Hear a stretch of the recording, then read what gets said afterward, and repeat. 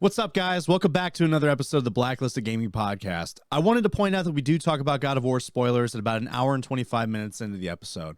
So if you haven't played the game yet and you don't want to see the spoilers, go ahead and skip it past that. There's nothing else to watch after that. Or if you don't care, I encourage you to keep watching the episode and just listen to our take of that. But with that, glad to have you guys back, and we'll see you next week.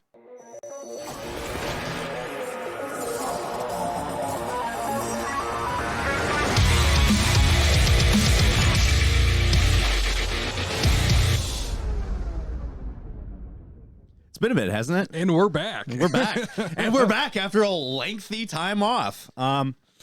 Just real quick, guys, the reason why there was so much time off is that a lot of life events happened and wasn't really able to, I got the school semesters wrapping up. I got married on Halloween. The last episode we did was October. So, yeah. So I got married. I'm officially a fucking married man, which is great. I love her to death. And our wedding was great. It was an awesome day. Good. Very small. It was just her parents, my mom, my grandma. We went to dinner. We did a photo shoot. Her friend was a photographer. So it was very short and sweet, and that's exactly how we wanted it. Honeymoons next fall. Ooh. And then so early November, I was leaving for hunting during the season for Michigan. So the Michigan season started opening day, which is in the rut, which is November 15th. So the first couple weeks was preparing for the trip, also getting some homework done, get ahead of not be too far behind, which I ended up being anyway. And then you had life shit going on too. You weren't around, you were going to Ohio to see family and stuff. And yeah, we went home for the holidays. Finally got promoted. Yeah, Jesus finally got promoted. Christ. Oh my God. So I had a lot of people asking me hey, is everything good? Or are you not doing this anymore? And I was like, I'm still doing it. I'm just not here right now to do it. I just have a lot of shit going on. This is what it was. Life gets busy. This is a hobby thing as much as I love doing it. At the end of the day, some things kind of have to take a back burner. Same with streams. Everyone's like, you don't stream anymore. I'm like, it's because I'm doing homework and shit. I've got other things going on. I'm not quitting. I have to take a lengthy break from some of it so I can actually catch up on stuff. Oh, yeah. Because I tend to prioritize this kind of shit over things that matter, even though I'm not saying that this doesn't matter, but school, it's other okay. stuff. We've already received the message. It's too late. But when it comes to school stuff and all the other life things, those things kind of take more of a priority than this. I mean, of course. And I will always come back to it. The longest break I've taken was 6 months. That's a ways. Well, that was because of COVID. COVID was the only time I ever took a lengthy break where I was just like, man, I don't want this podcast to die. And, and then I met Eldridge, and then he became, a reoccurring guest. And then I just restarted the whole thing. Unofficial announcement, hasn't been announced by Regiment yet, but me and Doc are going to be the new hosts of the Regiment Smoke Pit podcast. So there's that coming too. We're going to be I'm trying to get that started at either the end of December or early January. So I'm going to be doing 2 episodes per week. Oof. On top of a 5-class schedule for next semester. That's on you, bud. I know. It is on me. It's a lot. I'm going to have to really get on top of time management for some things. So streams, I'm going to have to figure out how I'm going to even stream still. But yeah, so there's just a lot of things that are coming in the next few months, and a lot of things happened in the last couple months. So, but we are back as we always do. We come right back because this is our thing. We don't just give this up. No. This is a fun thing to do, but plus also doing the Regiment podcast gives me opportunities to meet other people for potential guests on this. Even though Regiment podcast is going to be more focused on the veteran side of it. Yeah. With some gaming inside, whereas we are gaming with some veteran things inside. Yeah. So yeah, it's going to be a fun couple of months. There was a lot of topics that happened over the last month and a half that we weren't here, so we are not going to talk about them all because unfortunately, because they're not news anymore. They're not news anymore. They're not relevant anymore. But there are some things that happen, in the last month that is kind of relevant. God of War came out. Mm-hmm. And I dove balls. That was also another reason why we both did. So we both really went in on it, had fun. It was actually kind of the reason why I fell a little bit behind because I literally spent 4 straight days doing Just God of playing War. God of War. So I will also say too, me and my group of guys decided to hate ourselves even more, and we played through God of War on the hardest difficulty right off the bat. Oh, you played it on Give Me God of War? Mm-hmm. I mean, that you still got it done in a pretty good amount of time. I did, but it hurt my feelings. So I did Give Me Balance so I can really kind of dive into the story. For the second half of the game, it wasn't too bad because once you get used to that level, like you're like, oh, okay, like you know when you're fucked and when you're not, right? You went the Elden Ring approach. Yeah, 100%. But then, like the beginning, really, like it fucking hurt my feelings. Like Jesus H fucking Christ. Oh yeah, because everything one hits you. Oh my God, like I never thought Kratos was such a bitch in my life. And we'll talk more about it in our review, which is going to be the last thing we do. Yeah. And I want to give you guys a spoiler warning. We are going over spoilers. It'll be at the end. We'll say it again before we start getting. It'll be into the it. last topic we talk about. I will also tell you, but like before we dive in, so that way you guys can watch the episode. and I'll also make a timestamp so I can tell you guys like where to skip to. Okay, And cool, I might cool. actually cut that in because I don't know how long we're going to talk about it. Maybe. So, but like on YouTube, it'll be easy to skip over it because I can timestamp it. Yeah. And then I might actually add like a little thing before, like spoiler alert for God of War. If you don't want spoilers, skip to this. Gotcha. So, but a few topics that we got to talk about today. One topic is we do have some Activision Blizzard news, and mostly about the Microsoft acquisition. There's a lot of legal things going on behind the scenes, especially with the Federal Trade Commission, that are going to be pushing this acquisition beyond June. Oof. So, Of 23. For well, there's also, if I remember right, there's a lot of investigation being done for insider trading. Well, I think that this is harder for anyway. Let's continue with the things, and I'll give my opinions. Also, can you see the topics pretty good? Yeah. Or do you have to tilt the TV towards you more? No, you're okay. I look this way anyway. It's not like I like look at the camera. So Yeah. So also Halo Infinite, this is kind of like a new thing that came out in the last day. Halo Infinite's multiplayer director left, 343. Another nail in the coffin. There's been so many lead people for this game that have just left. Well, I mean, could you imagine though? Like, I mean,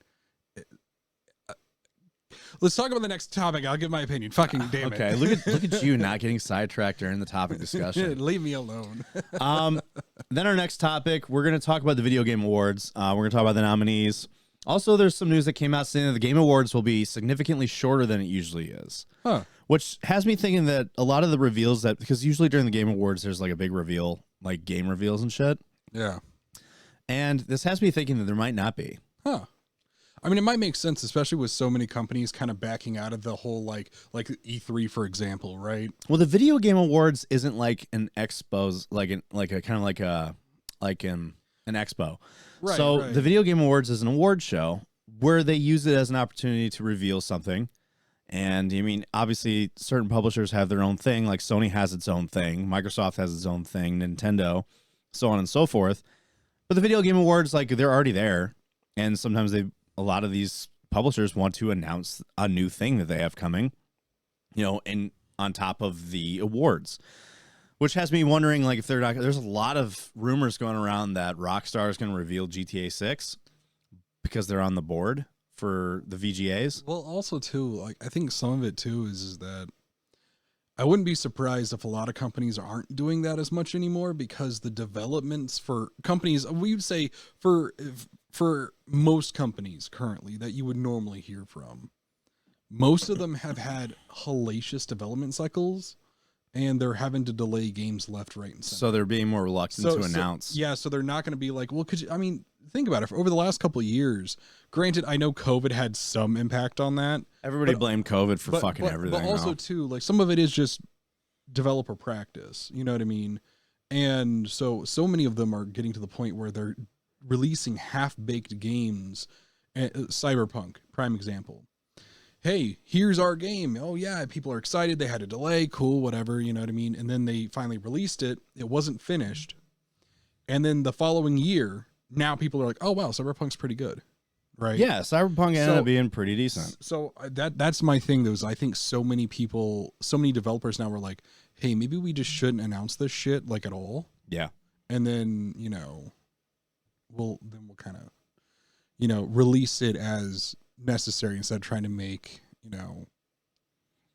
Before we get too deep in this, I want to look at something. I know. All right, so we're back. I was going to pause this, but apparently OBS got rid of the pause feature for recording. Bullshit. Which is dumb. Like, I don't like why, since when?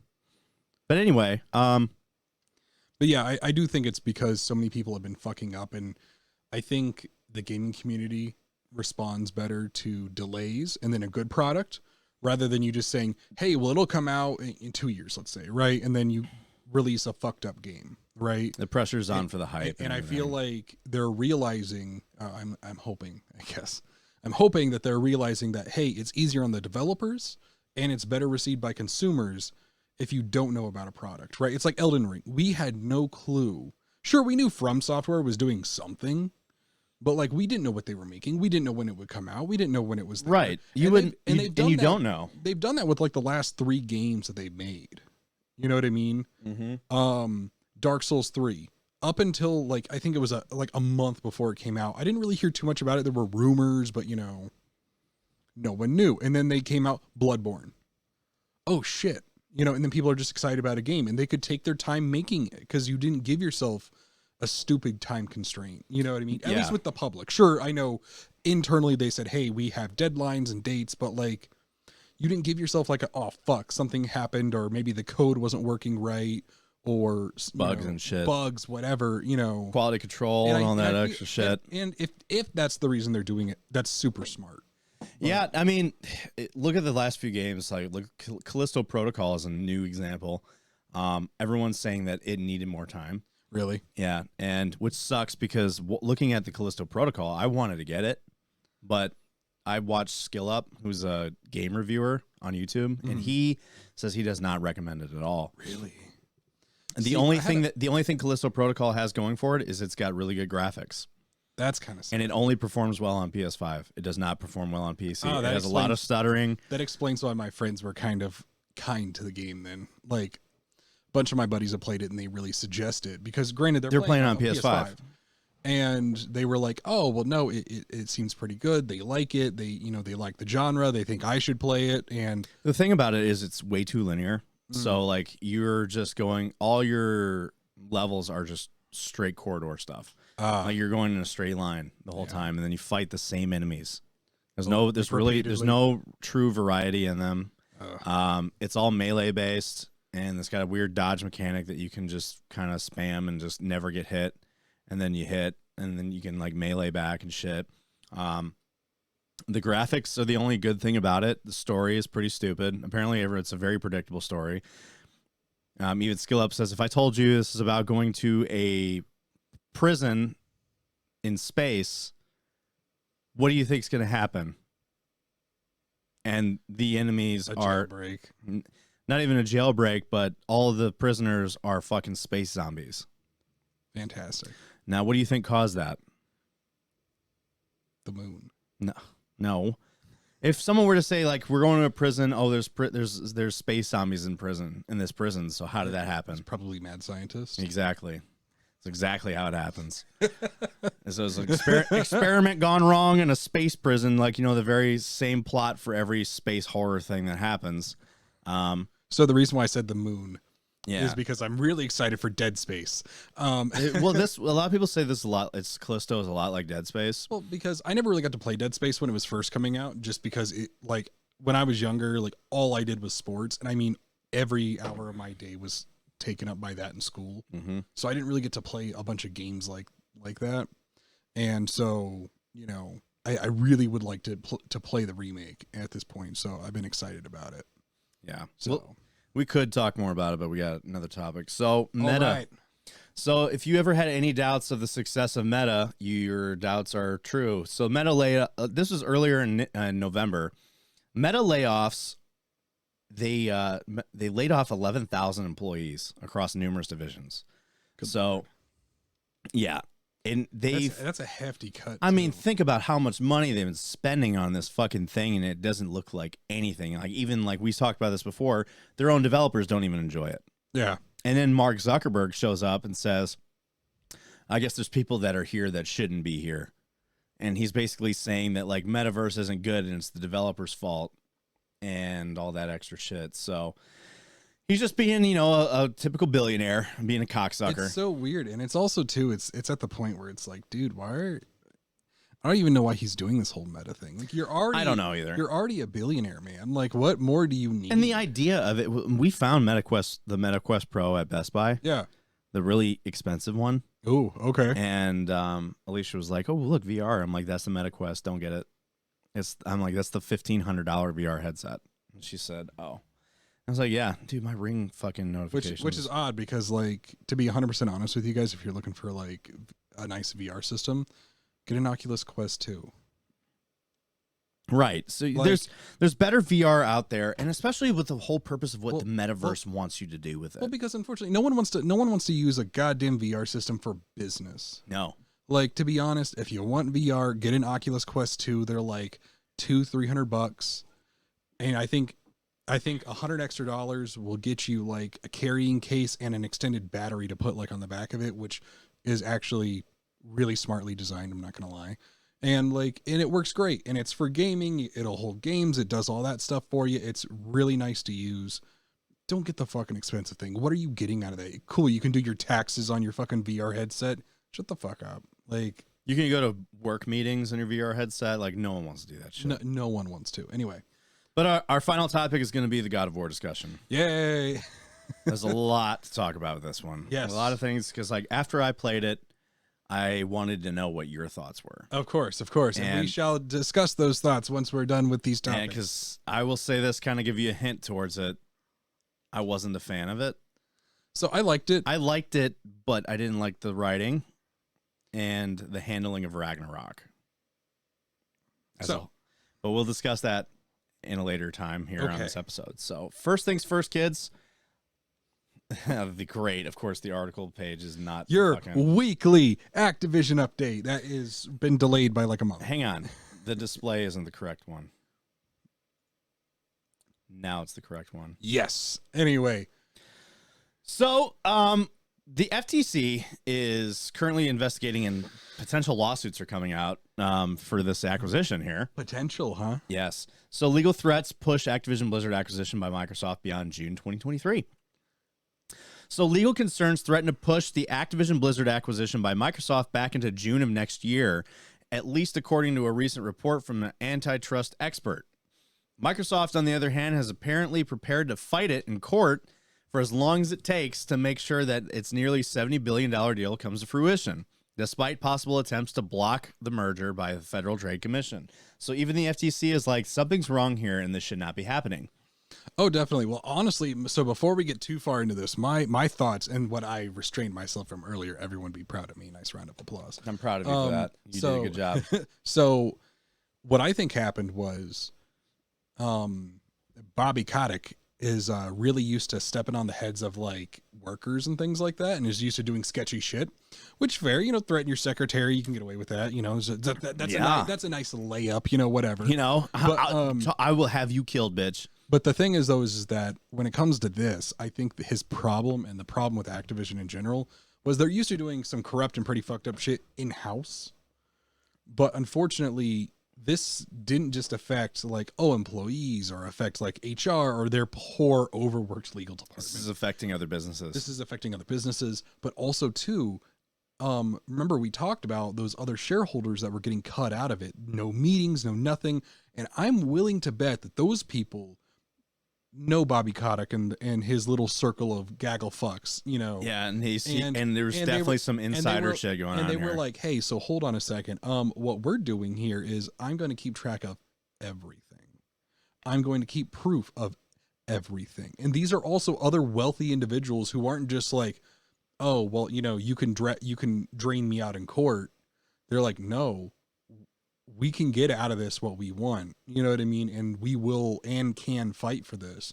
So I think that's why it went from like, oh, you heard a little bit about it and then you didn't hear anything. And then now it's like, oh, the FTC is involved. Like, oh, yeah. So yeah, no, someone called someone else and said, yeah, this is not going to fly. Yeah. And I think that this is going to end poorly. And I really hope this fucks over Bobby Kotick. Yeah. Like, I mean, not so much Microsoft, but at the same time. I mean, to be fair though, like, I mean, I would think ill of Microsoft only if they saw that there was really fucked up shit, like proof, you know what I mean? And they still tried to go through with it. Because honestly, I'm not going to lie. Like, if you're a company and you're talking with someone and you're only getting one side of it, like, I'm not going to blame them for not, like, how do you know that they're doing fucked up shit in their, you know what I mean? Like, in their stuff. Right. If they're like, oh, yeah, hey, here's an offer, here's a counter offer, here's whatever, right? Is someone playing Quake? Quake or Doom. But still, you know what I mean? Like, that's my thing. So I'm not against Microsoft right now in this. Like, Yeah. I understand that they're like, hey, no, we spent a lot of money on this. Yes, technically you can get some of that. Yes, you can get that money back if the deal is canceled via intervention. But like, I get that. But my reaction is going to be entirely based off how they handle what's going to be going on in this court case. We'll see. Because like I said, if there's some fucked up shit like insider trading and everything, and Microsoft's still like, oh, I'm willing to put money on the fact that there was insider trading. oh yeah, no, 100%. There's no doubt in my mind that they did. Yeah, no, 100%. Because why not? I mean, it's just too convenient that after a lunch with Bobby Kotick and some of his corporate buddies, that they all bought into Activision stock. Yeah, this wasn't a meeting. It was some of them. Like, oh yeah, no, I'm willing to put money down that there definitely right. was. And that was actually one of the big questions that some people were pointing out during this was like a week-ish before this acquisition was announced. Mm-hmm. All of those guys that he went to lunch with bought stock in Activision. Oh yeah, of course. And then this acquisition happened, and then Activision stock spiked. Yeah, so it's like that looks exactly like what it is. Yeah. But anyway, and also too, they're corrupt individuals who have had a myriad of issues in their history. Oh, like, yeah. It's not like it's like, hey, this guy's been pretty clean. Like, maybe this is a coincidence. Like, we've never even seen a hint of this. Like, I could understand a little skepticism on that. Maybe if it's like one or two that was just like, oh, yeah, I'll buy some stock here. You know what I mean? And not like an all-in, like, hey, this is going to go our way. You know, I would understand that. Like, hey, their CEO's been pretty clean so far. Like, we haven't seen anything like this before. But, like, given it's Bobby Kotick and we've seen the kind of scumbag shit he's been up to, like, I mean, come on. Like, we know. Like, we know that he probably has and is. Yeah. So the news comes recently a released report from Bloomberg, which quotes a number of sources familiar with the currently ongoing legal proceedings. The regulator was previously cited as likely to file an antitrust lawsuit in order to prevent the proposed takeover of Activision Blizzard by Microsoft. So the initiation of an antitrust case against Microsoft and its acquisition of Activision Blizzard would most likely result in a lengthy legal battle, as most of them are, something which the company is apparently confident it can win, even despite ongoing attempts by its rival Sony to block the merger. Which is also another funny thing, where Microsoft actually admitted that Sony has better exclusives. Because Sony was arguing that them buying Activision Blizzard would make it to where, Sony would just be like another Nintendo. And then Microsoft came out and said, you have games like God of War, Horizon, all of these other stuff that are exclusive to you. And they're award-winning games. We don't have any of that. You do. Damn. But the thing is, though, is that, and I tell everybody this because these things did happen. Microsoft is entirely trying to, and this is why I was worried when we talked about a possible monopoly with it. Mm-hmm. That's what Microsoft is doing. They're looking like at this point, they want to dominate the market. At this point, I wouldn't even be surprised if Microsoft became a general games distributor because unfortunately, Microsoft started out with the Game Pass. We talked about the Game Pass with me and my buddies, me and you, and at first it seems like, yeah, it's a really good deal. Excuse me. But the problem is, though, is that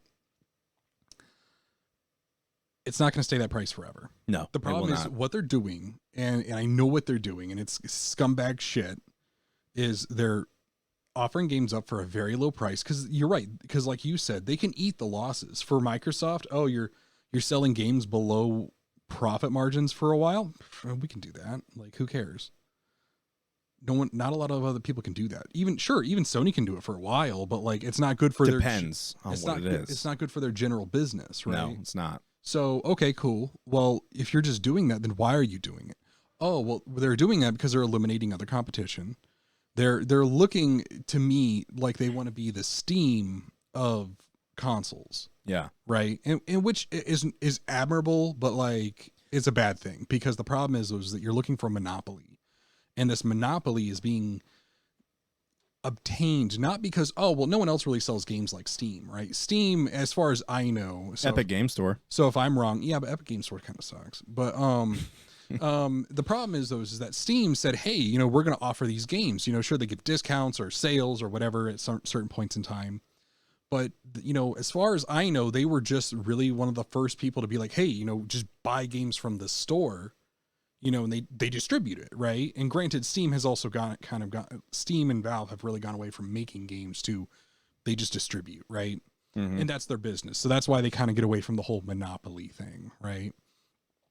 Well, Microsoft is choking the life out of small and mid-range developers to where it's just them. And they bought Bethesda. Now they're trying to buy Activision. And sure, your exclusives might suck complete dick. Halo is a fucking mess. But that you don't need exclusives when you have everybody else's shit. Yeah, exactly. And that's the problem. And so, but those cracks are eventually going to form, and people are going to be really fucking sorry that they didn't avoid this. Because here's the problem, right? Oh, well, so here's your Xbox One X and Xbox whatever, or One X, Series X and Series S, whatever the fuck they call them now. I hate the names of these things. So one Xbox, fire everybody in your fucking naming department. Everyone. Also, Activision, fire whoever created the user interface for your fucking new game. Like the Modern Warfare 2 user interface. Even the janitors in your fucking naming department need to go. Yeah. Fuck. But the problem is get rid of all of them. All of them. But the problem is here's the price, really cheap Game Pass. Game Pass is going to get more expensive. We already know it is. Well, actually, that was, that could be a topic that I could bring up, is the fact that they are raising the price. They announced, when Sony said they were raising the price of their consoles, Microsoft kind of said, we have no plans of doing that. And then now, like last month, they said, we're probably going to have to do that. And the funny part is that Sony, at least for us, because fuck everybody else, our console prices haven't gone up here in the US. No, they won't.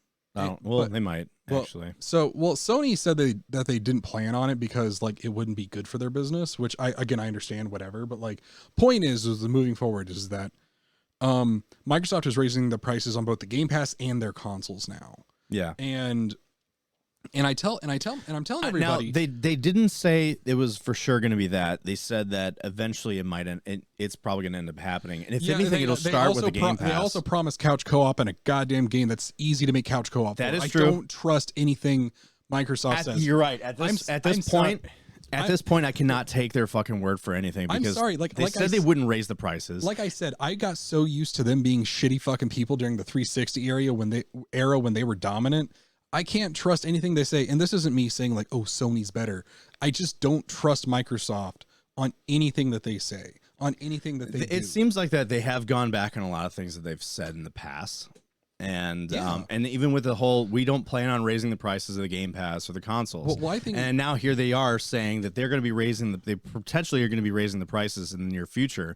And it's looking like it might end up happening next year of the Game Pass. I think what they're going to do is they're going to start out with the Game Pass, raising the prices on that, see how that goes, and then raise the prices on the consoles. Well, I wouldn't be fucking surprised if, like, and here's the thing, I wouldn't be surprised if Microsoft only did this to snuff out the competition. Sure, they knew they weren't going to get rid of Sony or Nintendo because they're too entrenched and also bigger businesses to where you're right. Just selling a really cheap product for a while is not going to like ruin their business, right? But like any other competitor, gone. They're going to be out of business. They can't compete. Like, nope. There's no way. And the problem is like, I know people were like, oh, it's better than Sony's. And I'm like, that's fine. Sure, maybe I pay $100 to get some free games and discounts and other shit. But the thing is, though, is that, that's not too bad. During the 360 era, you were still paying $50 a fucking month, $50 a year or so to get Xbox Live. I was like, so I paid another $50 to get like a fuck ton of free games. Like, it's not a bad deal. You just don't want to choke up $100 once a year, which is fine, but the Game Pass is not sustainable. You're like, oh, it's really cheap, which I'm not like hating on the fact that people are selling something for cheap, but the problem is it's not going to stay that way. So they're going to get a bunch of these people to be like, oh yeah, Game Pass, Xbox, and then what's going to happen? The price is going to go up. Oh shit. Okay. They have to. They will ultimately. They'll have to. They will have to, because unfortunately, even Microsoft can only eat those overages for so long. You know what I mean? Before they start seeing significant loss. Right. And unfortunately, what's going to happen? Now you're going to have a bunch of people who are all here for this product. And then they're like, oh, fuck, what do you mean it's not like, what is it, like $14 or $20 a month or something? I don't know. I forgot. Point is, though, is that, hey, it's, let's say $15 a month for this example, whatever. So, it's not $15 anymore. Maybe it's going to be $30 a month. Oh, well, I mean. That's a lot. Okay. That's a lot. And especially considering, here's the problem with Game Pass, and I tell people this shit all the time. Are you playing all those games? Don't get me wrong. For $15, it's not bad, but for $30, yeah, if you're not playing a good portion of those games, for $40, it's not worth it. You're probably not. You're probably going to do exactly what I did and exactly what everybody else did ever. You're going to have your certain genre or type of game that you like to play. You're probably going to have a game, every so often that you play for a long time, right? Like mine's Crash Bandicoot, Elden Ring, Dark Souls, Soulsy stuff, right? And then what? Oh, well, you're probably going to play those games until new installments come out. Maybe you get distracted with a one-off indie game or something here or there. But you're not playing that many fucking games. So sure, for $15 a month, it's kind of good if you're looking to get into other stuff. But not if you're not looking to get But they're just going to eventually bleed you dry because the price is going to get driven up. Yeah. That's the problem. It's just going to become a huge, huge issue. And unfortunately, Microsoft is going to eventually reach the point where, well, they're not giving you any new or good games. And unfortunately, we've already seen Microsoft can't handle game development. Look at fucking Halo. I know. Well, Halo, being your next topic. Halo is their fucking golden child. Their era of dominance in the 360 era, Halo was the crowning achievement of what they had, right? Yep. Maybe a second runner's up, something like Gears of War or like something else right? Gears of War is now a dog shit series. After the third one, people fucking hate it. Sure, I know there's going to be some people out there like, I like the fifth one. No, you didn't. Your opinion is no longer valid for that. But point is, they were bad games. Like they were bad and poorly made games. The stories sucked. They weren't very well done. They brought back the Locust after, I don't know who wrote for it, but after Epic Games clearly wrote an ending. Oh, we're going to bring the Locust back by some convoluted crystal way. Like, okay, like that doesn't make any fucking sense. And then, moving on to other things, they're like, oh, well, Bethesda can still make, can make other things. I was like, okay, cool. But like Bethesda's under the leadership of Microsoft. How do you know it's going to come out okay? Sure. Yeah, especially with the Skyrim or not Skyrim, Elder Scrolls 6 being exclusive, Starfield being exclusive. Sure. Sure. Wolfenstein being exclusive. Yeah, sure. With with Bethesda working on its own with its own leadership. Sure, maybe you're right. We could totally trust that Bethesda is going to pump out a good Elder Scrolls game because so far they always have, right? But this isn't Bethesda anymore. It's Microsoft. Mm-hmm. And they're exclusive, so it's going to be Microsoft. Fuck. So, you're getting to the point where it's like, is this going to be good for Microsoft even at all? Because now they're going to start pumping out games, and now, like, is this going to be a good Elder Scrolls? We don't know. Nope, we don't know. Is it going to be good Wolfenstein? I'm not going to lie. Wolfenstein really only had one really good game coming back. They had the New Order. The new Colossus was okay, and the Old Blood kind of sucked. Yeah, everybody hated the Old Blood one. So, like, it's looking shaky. Well, let's keep going with it. So according to antitrust analyst Jennifer Rye, the Federal Trade Commission would have a difficult time winning such a court case against Microsoft, but the legal proceedings could push the actual merger well into next year, perhaps even past the expected completion date of June 30th. Chief Operating Officer at Activision Blizzard, Daniel Allegra, previously noted how the company won't hesitate to fight. Of course you won't. In order to ensure the deal with Microsoft goes through in the end. What measures could be taken by Activision Blizzard remains somewhat unclear, but Microsoft has already proven willing to make some pretty significant concessions, apparently being prepared to promise another regulator known as the European Commission to keep massively popular franchises Call of Duty on PlayStation for up to a decade, at least according to sources cited by news agency Reuters. The deal has already gained the approval of regulators in several different countries around the world, most notably Saudi Arabia and Brazil. Saudi Arabia, of course. The Competition and Markets Authority in the United Kingdom having just expanded its investigation to a second phase. What further roadblocks could be faced by Microsoft going forward remain to be seen. So there are other countries that are, in support of this. The Call of Duty thing, that was a pretty recent one too, where they're saying that they want to keep Call of Duty on PlayStation for another decade. They want to extend the deal. Because it was supposed to end in a year or so, at least for the next 2 titles, I want to say. But now they're going to expand it over 10 years. I mean, admittedly, for Microsoft and for Sony, like, it is smarter just to have Call of Duty on both. It would be stupid to make it exclusive, because then you will face the monopoly shit. Well, the thing is, I mean, I'm not even talking about the monopoly shit. I'm talking about money. Like, oh, Activision would lose a lot of money if they did that. Yeah, well, even people like Bethesda are losing money over the quote exclusives that they're going to have. I know, and that's because none of their shit has ever been really exclusive before. So and it was only said to be Starfield that was going to be an exclusive, but now it's looking like every Bethesda title that's coming out is going to be exclusive. So what I heard was Wolfenstein was going to be exclusive. I heard that they hadn't made a decision on Elder Scrolls. Then they did. Did they? And then I heard that any new Doom games would be released on Xbox first and then PlayStation. The problem with that is the same issue that things have had with PlayStation. And that's mostly with extra content. So like you have Call of Duty where a lot of things were only being released on PlayStation and Xbox would get it a year later.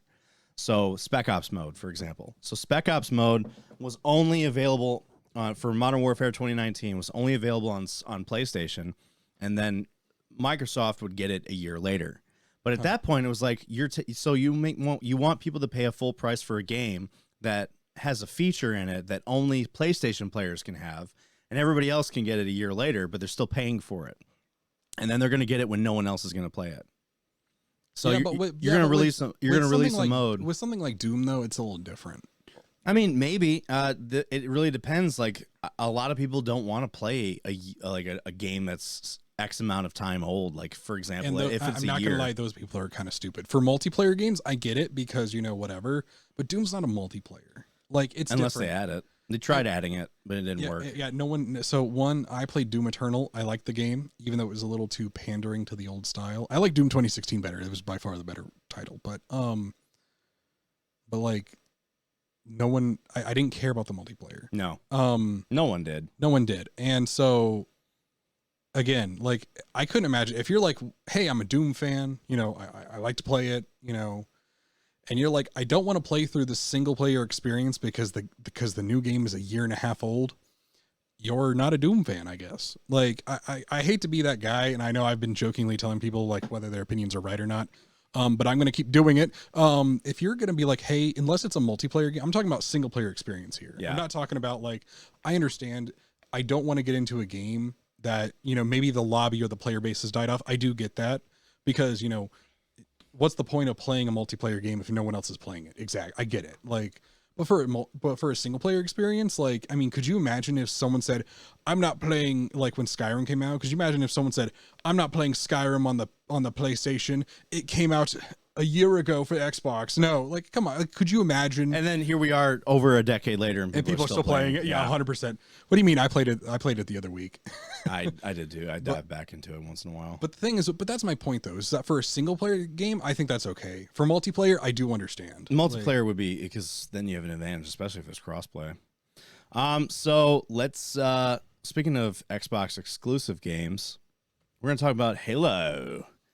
So Halo Infinite's multiplayer director has left 343. 343 is hit with another major departure. Shocking. So 343 Industries faces another blow as multiplayer creative director Tom French reveals that he's leaving the company after almost 12 years. And that's the other thing.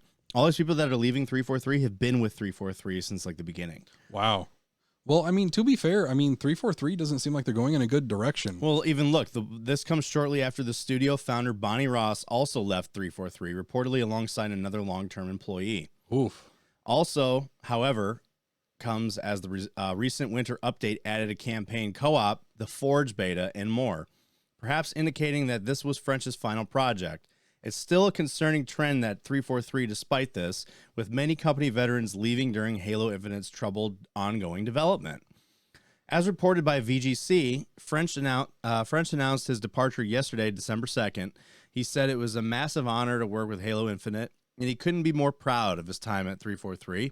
He does not elaborate on why he's leaving, so it's not known if he's moving to a new job at a different studio. This is his tweet. So in any case, French is among many major departures from 343 this year, as well as the two that were reported in recent months. Halo Infinite's head design, Jerry Hook, also left in May of this year. So they've lost 3 key members of their leadership. So everybody buckle up for whatever sludge is going to come out from this I will game. not, and I said this before, I will not be surprised if 343 loses Halo because of this. No, I 100%. Well, here's the thing, though. I totally agree with you, because when did 343 take over Halo 4? Right? Halo 4? When did they take over after Bungie, you mean? Yeah, Halo 4, correct? Yeah, I want to say it was Halo 4. This was back in 2011. Yeah, and then maybe even longer than that. And then they were there for Halo 5, and then now this. Every single one of these games has been dog shit trash. Yeah, they've all been pretty bad. And this isn't like oh, hey, we liked I'm trying to think of a good analogy for this. But like, it's not like, hey, you had a good game, you had a bad game, and a good game again. Like, okay. Every studio has a game that wasn't, up to standard. We all have a series that has like one black sheep in there where you're like, oh, this was not the best one. Dark Souls. For me, like Dark Souls 2 was that black sheep child that, like, Dark Souls 2, I'm not going to lie, was just subpar. Like it was like, but From Software at least came around, gave us, Bloodborne, Dark Souls 3, and now Elden Ring. So like, there's still, if you make like 9 products in like a certain series and one of them isn't that good, I know it only really adds up to like 7 or 8. The point is if you only have one bad game, that's not bad. Like, okay, sure, we're not happy that you had one that was like meh, but you're still trustworthy to be like, hey, we can trust that you're putting out good products. 343 has not had a good game come out for Halo. No, look at this too. Single one. So even without company higher-ups leaving 343, it's likely been a frustrating year for anyone working on Halo Infinite's multiplayer. It was recently revealed that the game's highly anticipated couch co-op was 80% completed when it was scrapped. So it wasn't like they just said it wasn't going to work. They were 80% of the way done, and then they scrapped it. Why? Like, and it had been in development for years, quote unquote. Players still managed to access buggy version of the mode, however, making it unclear why it was canceled when it was so close to completion. So I'm so confused. Like, so does it really take, and don't get me wrong, I'm not a video game developer, so, nice little, like, caveat there to my words here, but like, so I understand making a video game takes years. I get that. I understand it's not making some parts of that game work is a little bit more difficult than others. But how do you make a multiplayer mode and you can't even finish a fucking co-op campaign? No, and even said in that paragraph, like, it's unclear why they scrapped it. Like, if it was so close, it was 80% of the way done. But it said that they were working on it for years, though. I mean, who in their right fucking mind? They might not have had enough people working on it. Yeah, but like, how though? Like, it's one thing to be like, hey, it's taken us a while because this was on a back burner, but why did you put this on the back burner for a feature that you promised your community? Like, that, to me, that would be very simple. You write the story, you make the campaign for the single player, you put in the co-op campaign, and then you can take everybody, once all the bugs are done, you get all that nice polished up and everything. Then you can take your full workforce and say, cool, make the multiplayer and make it good, right? It seems like what they did was they had a team of writers over here, fed them a little bit of meth and said, hey, come up with something. I don't know, because we all know that 343 is not giving a fuck about the story. They don't give a shit. Like, I'm just saying, they haven't given a fuck about the story since they took over. Then they put 2 idiots in the corner over here. They're probably the janitors from the naming department that they need to fire. And then said, hey, you 2 work on the co-op campaign. And then they told half the people to go to lunch break and not come back. And then said, hey, make the multiplayer with the rest of the employees.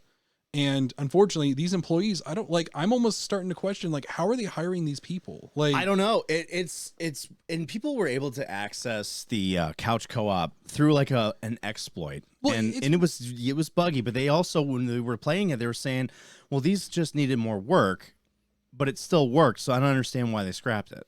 well, it's still odd because it's like, I ask these questions in the light of the times that we're in now of, we've seen people go into games that were traditionally single player mode, go into modding tools. Granted, people who know a lot more of what they're doing than what the fuck I do. Like, shit, it's not a lot. I know how to turn on the computer. That's a plus. But the point is that, I've seen people out of compassion for a game. They love this game so much. They will mod in a co-op campaign into a game. Skyrim. And it will, Skyrim has one now. And it will work very, very well. And they'll do this in a couple years' time. So you're telling me that one dude, maybe a couple of dudes, can in that time period that they've had, make a co-op campaign for a game, make it work, and make it make sense. But you can't have a multi-million-dollar fucking company. I only say million because it's just 343 is what I'm talking about. Yeah. But you can't have a huge corporation backed by Microsoft, one of the leading giants in the multi-billion-dollar industry of the gaming world, and you can't make a fucking co-op campaign. Like Couch co-op. Like couch, like split screen. Still. Like, I know. It doesn't make sense, and nobody. I don't. Like the bitches are on the same screen. I predict that, like, even with that information saying that it was 80% done when they scrapped it, I'm sure we will get more information down the line of why they scrapped it. We'll probably get told. But it's just the idea. It's baffling to be like, with all these resources, with all this backup, that they couldn't do it. You couldn't do it, and really? It doesn't make sense. I don't get it. And now you really, like, I mean, I would have thought, like, when Halo 4 came out and it wasn't that great, I was like, okay, whatever. It's the first crack at it. But, like, they had a lot of time to do this. Like, they had a lot of fucking time to do this. Yeah, they did. Yes, they did. And if you heard the way that the development went for Halos 1, 2, and 3, it wasn't exactly a smooth process. So you're telling me that Bungie, off of energy drinks and pure determination, was able to crack out 3 really good games with multiplayers and Forge and all this stuff wrapped into it, where people loved it so much that there was one dude left after they shut down the servers just chilling in there because he didn't want the game to die. Like, you're telling me you can't hack out at least a decent game? I don't know. There might be some more corporate shit going on behind the scenes that are making that not work. Like, what, are they letting Bobby Kotick call the fucking calls? Like, shit. Yep. At this point, probably. Maybe. We're going to talk about the Video Game Awards. All right. So the Video Game Awards 2022 will be significantly shorter than usual. Fewer big games will be shown this year, Jeff Keighley has said, but viewers can still expect a feature-packed show. Now, the nominees for Game of the Year are pretty good. We probably already know who they're very broad too. It's a very broad spectrum of games. So we'll go over that's it. also that's kind of encouraging though. It's not just like shooters or actions. Yeah, I mean, like there was that one year where like Last of Us 2 won, but there was also really no good runner-ups. I mean, Ghost of Tsushima was another one. Ghost of Tsushima was such a good game, but like, and then Last of Us 2 won every single award. Well, you do also have. I'm not gonna lie. You do also have some of those years where like, there's not much out. What was it? It's like fuck. I'm trying to think of exactly what it was. I think when Dishonored came out, there wasn't a whole lot coming out that year. Like, I'm just being honest. Yeah. Like, but admittedly, this isn't me shitting on Dishonored. It's just that was the highlight, when it came out, was because like, well, there was nothing else. There was nothing else. Again, I'm not shitting on Dishonored. Well, Dishonored came out. I think Titanfall 2 came out that year too. Yeah, but Titanfall 2 wasn't exactly on my radar. It wasn't on anybody's radar, but I think that was intentional by EA. Titanfall 2 was such a good game. And that's the other thing about I've not played it, so I can't pass judgment. It's one of the best shooter campaigns you will ever play. Really? Yes. It's really good. And that's why, and it has everybody wondering why it failed. And it's because they launched it the same month as Battlefield 1. Oh. And EA launched it. They launched it between Call of Duty and Battlefield 1. And it was like slipped under. Yeah, and now I'm also not gonna lie, Battlefield 1 was a good Battlefield. It was the last good It was, but the problem was like Titanfall 2 got overshadowed by those two games because of that. Yeah. And Titanfall 2 is made by Respawn, who did Apex. And that was their last Titanfall game. They're not doing Titanfall anymore because of it. Even though Apex takes place in the Titanfall universe. Does it really? Yep. Huh. So that's why a lot of the guns are the same. Apex Predators are the enemy faction in Titanfall.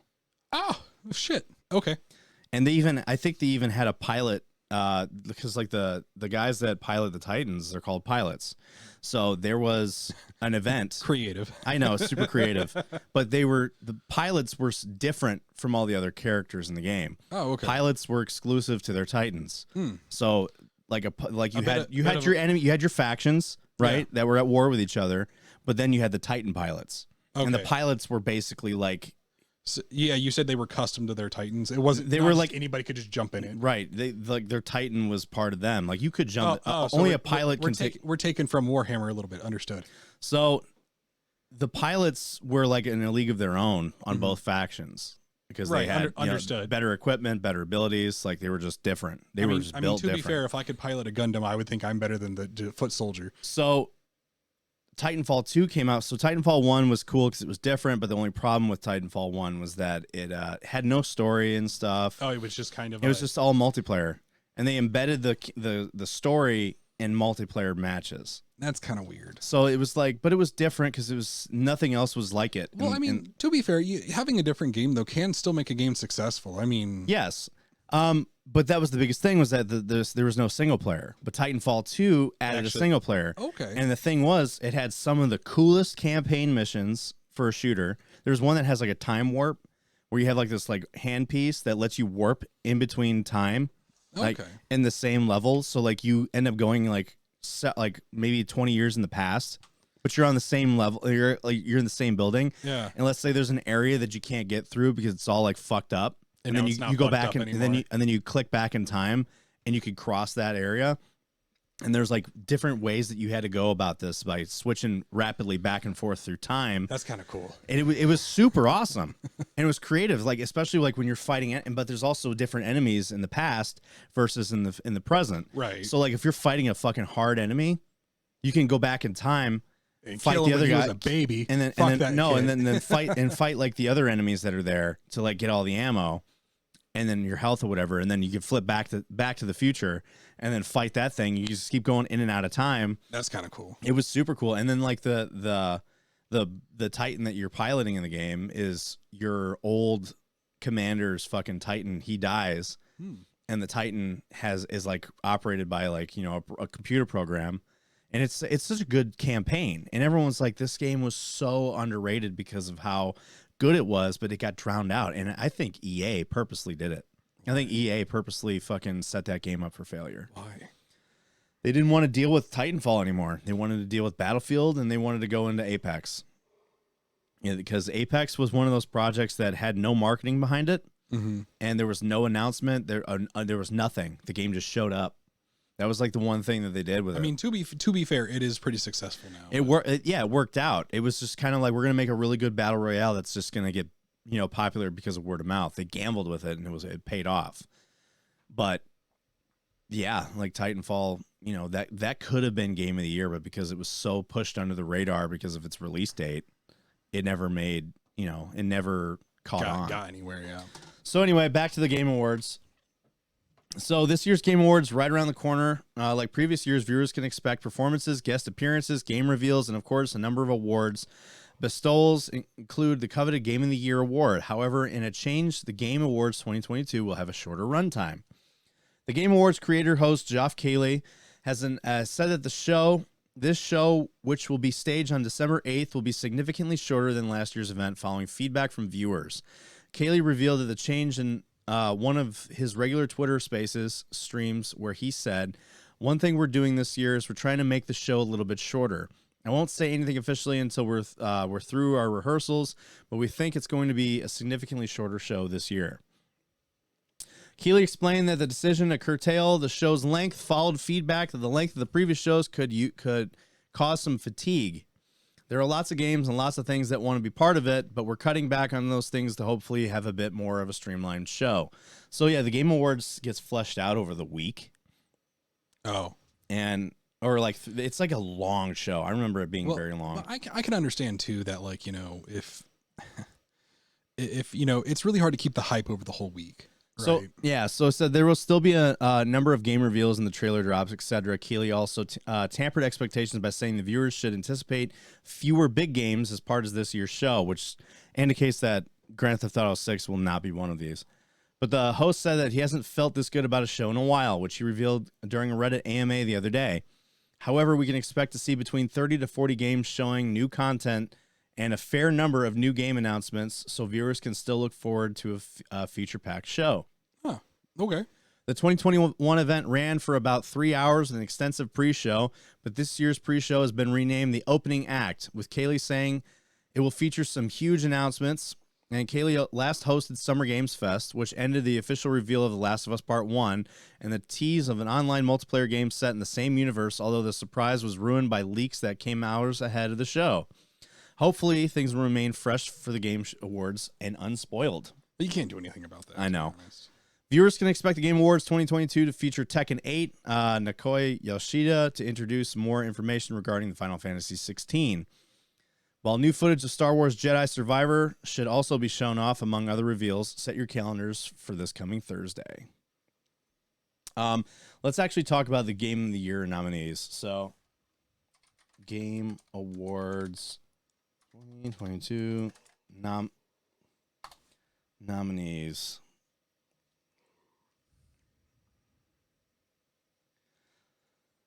Okay, so we're going to look at the nominees. So Game of the Year, we're looking at A Plague Tale, Requiem, Elden Ring, God of War, Horizon Forbidden West, Stray, and Xenoblade Chronicles 3. Those are up nominations for Game of the Year. So remember when I said that like the nominations are pretty broad? Yeah. And they really are. So you have Xenoblade. I never even heard of this game. So I've heard of the game. I did not know that they came out with a new game. So that's the other thing. It's do with that what you when will. I saw this on here, I was like, huh? I never even heard of this. This one I heard was good. The first one was better, but I heard this one's still good. I've actually heard the opposite. I heard that people didn't like the original Plague Tale, or that, like, obviously it was somewhat good. It got a sequel, but like I actually heard that people really like this one compared to the other. Really? Yeah. Maybe I heard wrong then. Elden Ring, as everyone predicted. Shocker. God of War Ragnarok, which everyone predicted. I honestly think Elden Ring's going to take it. So here's my thing. But it's tough to say because God of War has a better story than Elden Ring and better performances. Are you sure? Because I've heard what you have to say about it. If you're looking at the grand scheme of it, with its story versus Elden Ring's story, Elden Ring has a good story. Performance-wise, there was a lot of good performances in Ragnarok. Oh, in terms of like voice actors? Yeah. Oh, definitely. But... And it's just like just the way that, like, you know, I don't know. Horizon Forbidden West. I haven't heard a whole lot of that game, to be honest. Like, I knew it was there, but like, it's just like, it's one of those games where if you look at technical polish, it's really good. Mm-hmm. Story-wise, it's also really good. And like, you know, it's just a very creative game. Okay. Same with Stray. Stray is also, it's apparently got, so I haven't played Stray, which I want to, but Stray has a surprisingly good and emotional campaign. So I played a little bit of Stray, and I'm not super, it's more of a puzzle game. Yeah. It's not obviously action packed, and it's not supposed to be. It's not as adventurous as, well, I mean, what do you mean? I can't kill birds? The fuck is this about? But anyway, fuck, I can't knock shit off the goddamn counter.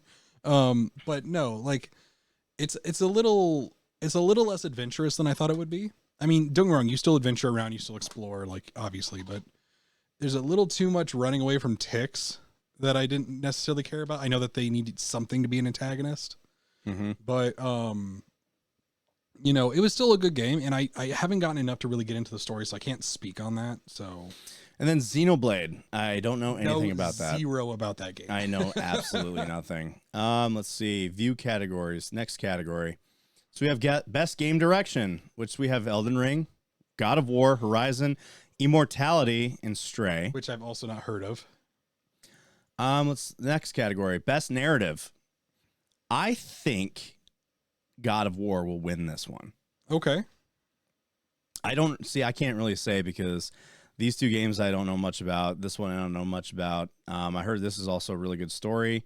Horizon obviously is also a good story. These are some of these games I've never played, but I appreciate, you know, that they're good. Right. I recognize that I like Elden Ring. I've played very little of Elden Ring. Oh, but you did play some? I did play some, yeah. Oh. And even though it is fucking harder than shit, I do appreciate, I'm not one of those people that says that, like, I don't play these games, fuck these games.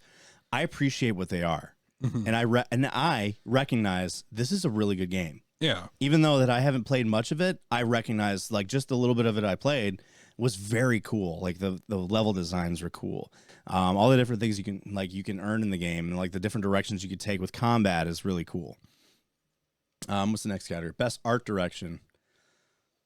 This one will be hard. I think Elden Ring will take that one. Scorn.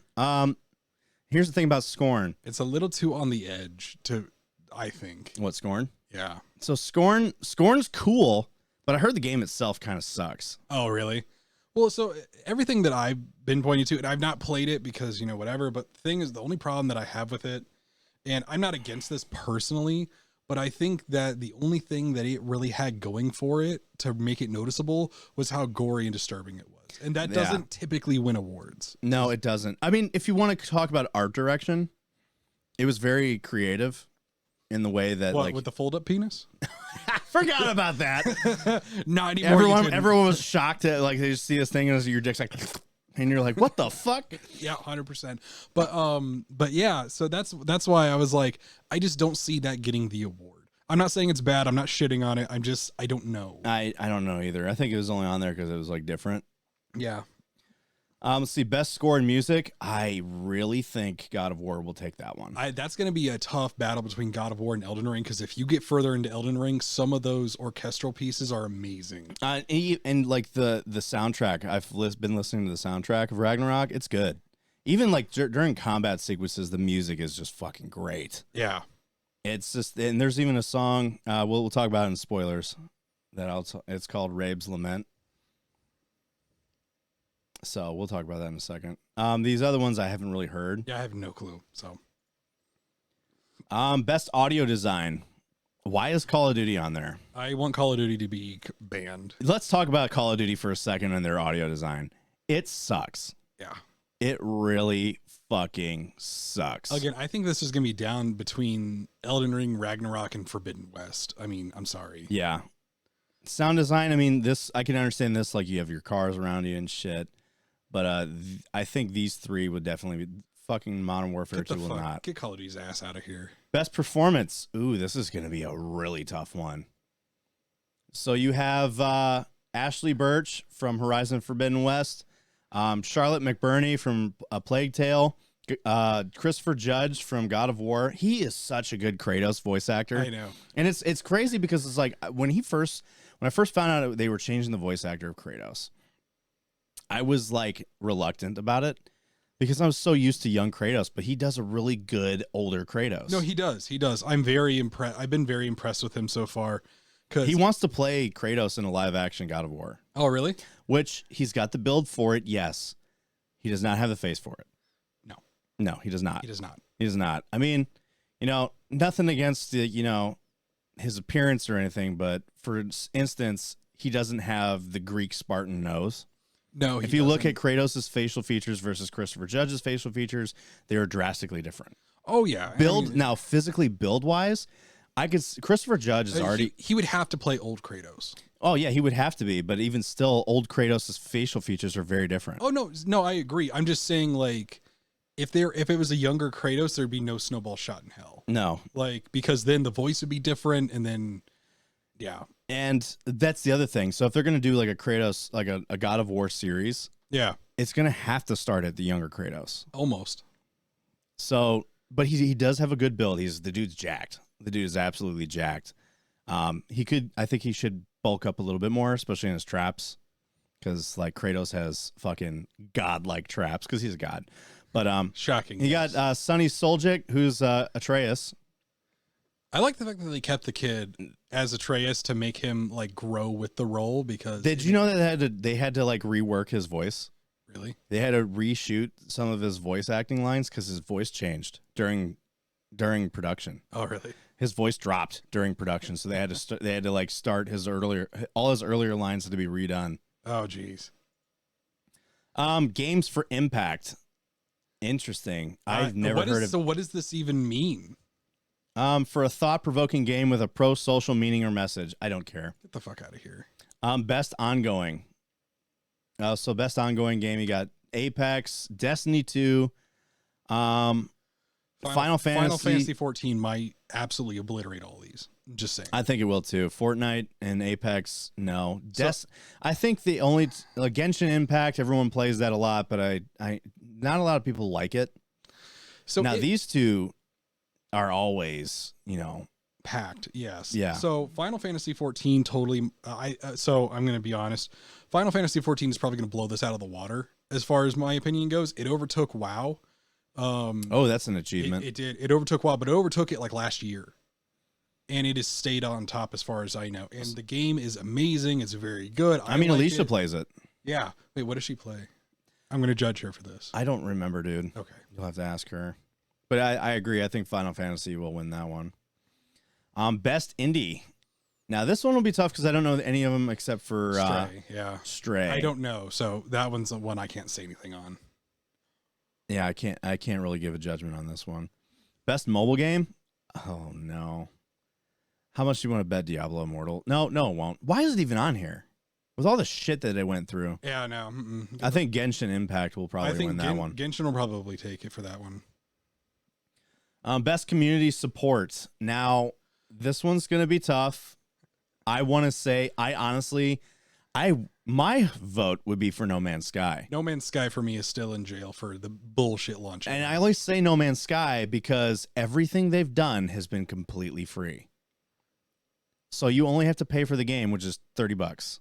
Just saying. And Destiny, on the other hand, they put out a lot of content, but they paywall all of it. True. And Alicia's been playing Destiny 2 a lot recently, and she's been really frustrated the fact that every turn she goes, she can't do things unless she pays for it. So and all Final Fantasy 14 still might take it because the expansions they've had, yes, you have to pay for them, but they're huge. So are the No Man's Sky ones, though. Yeah, but No Man's Sky had to be huge because it started with no game. Right. Okay. So though that's fair. I'm sorry. The game has been around since 2016. I know you're fucking. I know that you're impartial to it, but saying that you redeemed the fact that you strangled your small child does not make you a good person at the end. I don't care how many orphanages. Sounds like Casey Anthony here. She's got a documentary out. You know that? I know she does. And I saw a TikTok where she was saying that, like, I can't do large crowds, I can't be in public, it gives me anxiety. And then someone cut to her at a fucking concert. It's like she murdered her kid and got away with it. Yeah, 100%. And then in the documentary, she says she knows who did it. Did she look in the mirror? I mean, that's probably why she knows she did it, but she never told her attorneys this. Oh, that's dumb. And she was facing the death penalty. Yeah. And like they're like, you have this information this whole time and you didn't tell your lawyers. If that could have exonerated you, why didn't you say anything? Probably because it wouldn't have exonerated you. Anyway, Destiny. The thing with Destiny is like it's free to a point. It's free to try, but it's not free to play. So even though they say it's free to play, every expansion is full price. Now every expansion comes out every year, right? So a new expansion comes out every year. But it's full price almost. So you're paying $50 for a fucking expansion. That's not including all the extra shit that comes with it, like dungeons. So dungeons you have to pay for. Final Fantasy 14 is much cheaper than that. Yeah. So I'm just saying. It'll be hard to say for this one. Yep. What's the next one? Innovation in accessibility. Let's see, recognizing software and or hardware that is pushing the medium. Okay, so I would honestly give this to God of War. And the reason why I say this, and mostly because I don't know shit about these other three. Last of Us Part 1, it's been remade twice. Obviously, they did some overhauling. But apparently, even though that God of War is hard on the PS4 Pro, it still performs well on the PS4 Pro. And there's really not much difference between that and the PS5. So accessibility when it comes to its previous gen, it still performs on the previous gen. Almost seamlessly. I say almost because even on the PS5, I ran into a lot of bugs. Did you? Yes. Oh, dude. We'll talk about it when we actually go over the review. Best VR, AR. I don't know anything about these. So Among Us VR, get that shit out of here. It was horrible. Nothing works right. VR is its own niche thing. Best action game. Get Call of Duty out of here. Bayonetta will win this. I think Bayonetta is going to win that. I hope they announce the person who's the voice actor. Bayonetta poster! Bayonetta's ass! I think Bayonetta will win. Apparently the game is really good. Best action adventure. Now this one will be I'm hard. kind of surprised that Elden Ring's not up here. I am too, actually. I think it'll be a toss. I think it'll be a toss up between these two. Yeah, probably. Best role playing. Yeah, Elden Ring's probably gonna blow this up. Yeah, I think so too. Best fighting game. Get Multiverse out of here. Shit. I heard Multiverses was pretty good. Yeah, but it's a knockoff Smash Brothers. I mean, come on, like, get that shit out of here. Best family game. Probably Lego Star Wars. Lego Star Wars. Lego always wins. Best sim strategy. I don't know about this. Total War, Warhammer. So this is like strategy games like fucking Warhammer and shit and StarCraft. Dune Spice Wars. I heard this one was Sega actually helped really good. make Warhammer? What? Maybe I guess. Yeah. Whoa. Sega's not had a good track record. Good for them. Let's see. Best sports and racing. I don't care. Yeah, no. Best multiplayer. Overwatch might take it, but also too Overwatch has 2? had problems. Yeah, I mean, both of these have had problems. It's had problems, but get Call of Duty out of here out of spite. Content creators of the year. Don't know. So we have, let's see, Ludwig.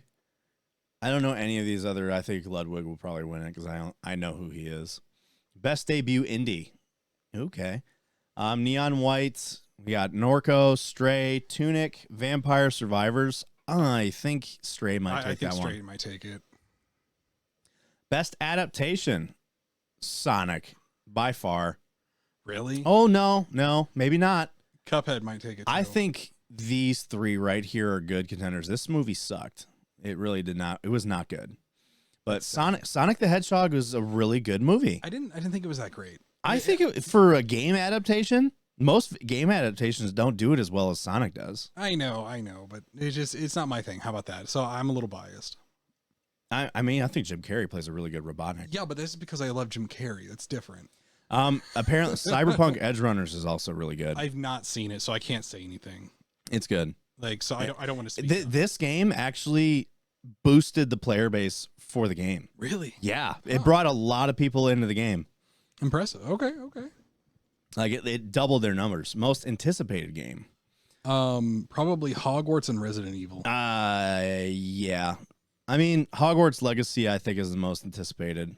Resident Evil 4, though, might also. I'm just saying, a lot of people are really looking forward to a Resi 4 remake. That is true. Especially modern day, like modern graphics technology. Oh yeah, people are looking forward. I don't think Starfield because people don't know too much about it yet. Haven't we been waiting for that for like 10 years? Best esports game, I think Rocket League might it'll be between Rocket League and Valorant. Really? I didn't think Valorant was that big. Oh, it's huge. It's fucking. I didn't think so either. But like Regiment has Valorant tournaments regularly. It's huge. Best esports athlete. I don't know anything about those guys. Don't care. Best esports team. Let me guess. FaZe is on there, isn't that? Yep. Yeah. Okay.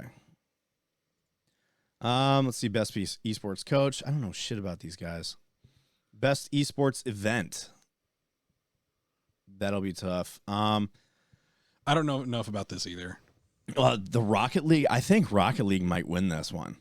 And the reason why I say that is because these fucking World Cups for the Rocket League are huge. Absolutely huge. In fact, I think Rocket League was our most popular esports event that we had in Regiment. So just going off that alone, I think Rocket League might win this one because Rocket League tournaments are massive. Like, they bring in a lot of people. So, but I think Game of the Year, I think God of War might get it just because of performance reasons. But it's going to be between that and Elden Ring. Yeah. So I'm really kind of shocked that Elden Ring didn't release a DLC before this. Yeah, it was kind of you kind of predicted that they would, and they didn't. Yeah, well, because a lot of people have been thinking that. You know, all the videos I'd watched and people would talk about. I mean, it also makes sense too. Like, you know, but that's something that I guess I was kind of shocked about, that they didn't release a DLC before this. Granted, also too, maybe they just don't care enough to be like, hey, you know, or maybe they're just taking their time with it. Maybe, like I said, maybe they're more worried about just making the games rather than like, who cares about this, you know? But at the same time too, it just I kind of thought they would put out a DLC before Ragnarok, or during it, Yeah. but they didn't. So I don't know. It's really tough to say because They also might be waiting for Christmas sales too. yeah, that's also true. So let's talk about the ever crashing metaverse. Yay. So meta layoffs are a sign the metaverse might not save the company after all, which color me shocked. So most costly pivot forward, the metaverse is starting to take its toll. With soaring losses and a sinking stock price, the company has resorted to layoffs. Ooh. What a robot. Meta on Wednesday, now granted this is like a month old, so Meta announced its largest ever workforce reduction with layoffs totaling more than 11,000 employees across numerous divisions. It appears that the very few business units were spared, including those responsible for building Meta's metaverse version. While CEO Mark Zuckerberg said on an earnings call last month, the company will be focusing its investments on a small number of high priority growth areas, it looks like cuts were made both the Meta's family of apps, Facebook, Instagram, and WhatsApp, as well as its AR and VR unit, Reality Labs. We're making reductions in every organization across both family of apps and Reality Labs, Zuckerberg wrote in a memo to employees published on Meta's website.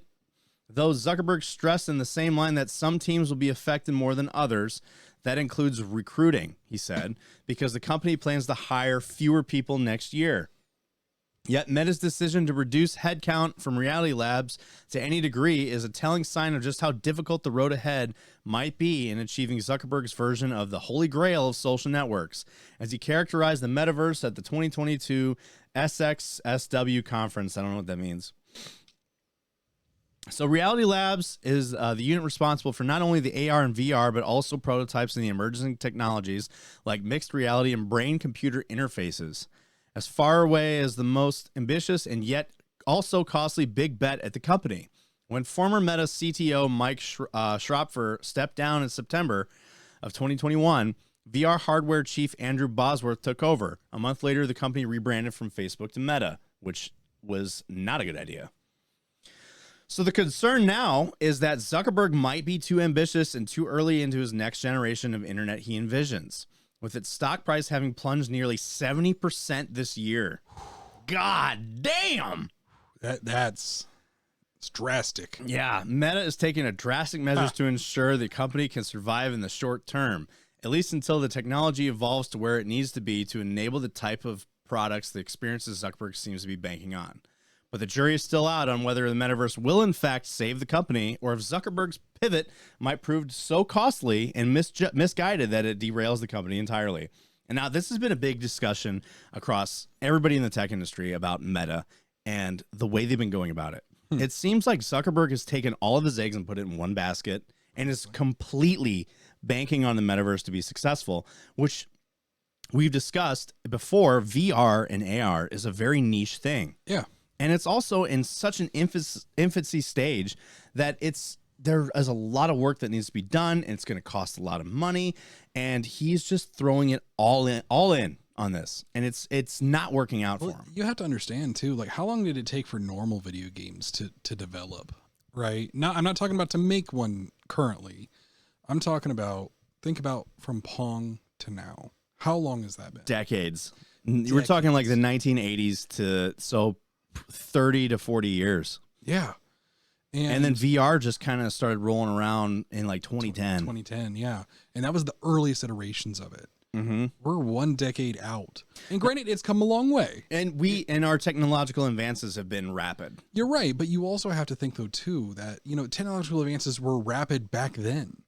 You know what I mean? Mm-hmm. And so it's still at that point where it's like, this is still so early that you don't know how it's going to go. You don't even know if this is going to be successful. And even if it is, because I do predict it will be, like at some point, sure. I think VR will definitely take off. But the thing is, though, is that the problem with this is that it's so early. Think about how VR games look.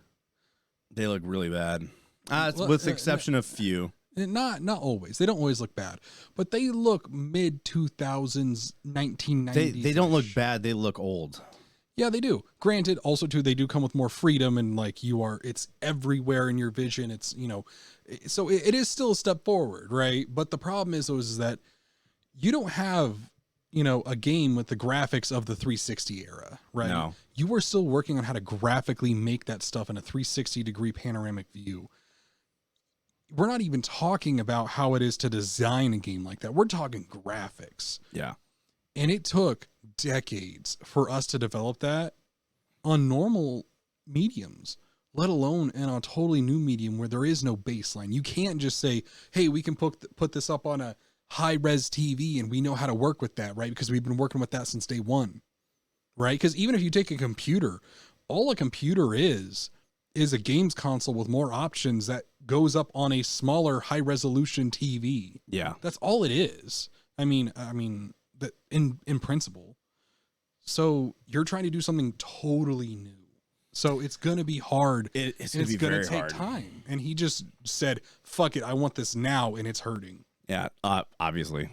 So the pressures Meta's business is facing in 2022 are acute, significant, and not Metaverse related. Metaverse expert and investor Matthew Ball told the New York Times last month.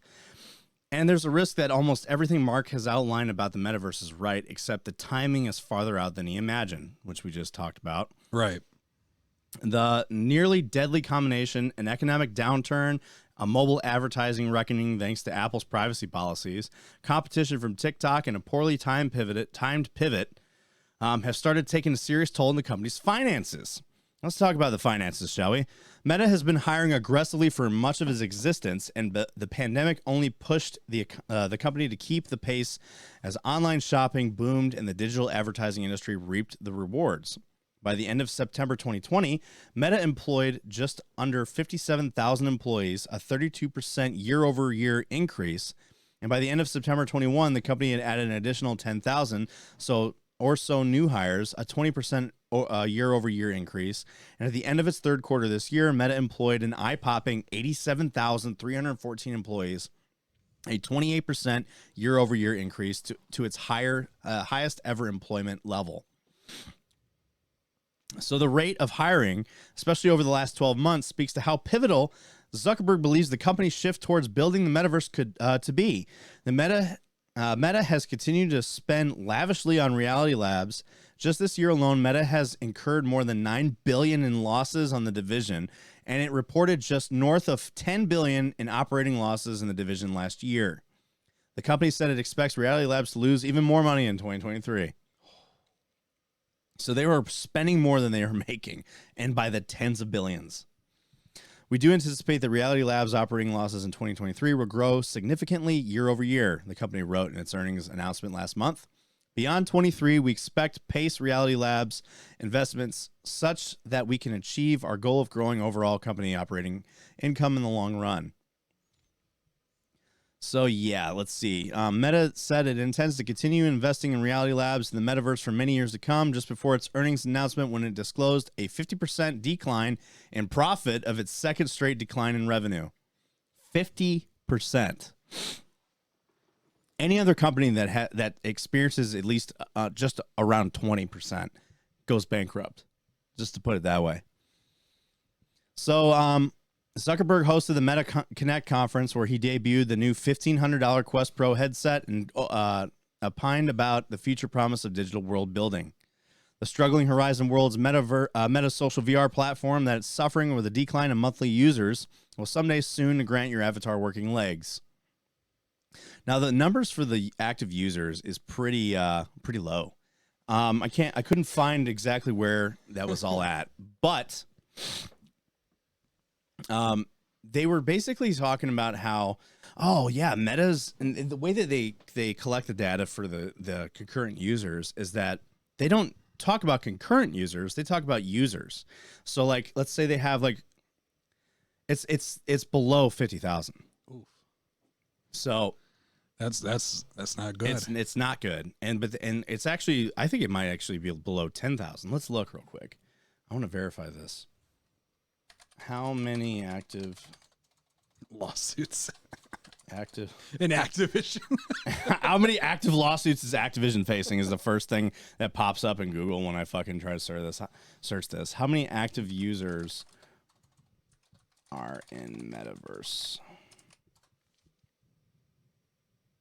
I don't want to. And the year 2022 Metaverse has reached 400 million monthly active users, an all-time high value. I don't believe that at all. So you know what they're doing is that they're saying the company. So they're looking at Instagram, Facebook. Like they're not looking at the like Metaverse. They're looking at their company. See, the Metaverse market size is worth 38.5 billion. Metaverse market was worth 478.7 billion in 2020. Let's see, the Metaverse.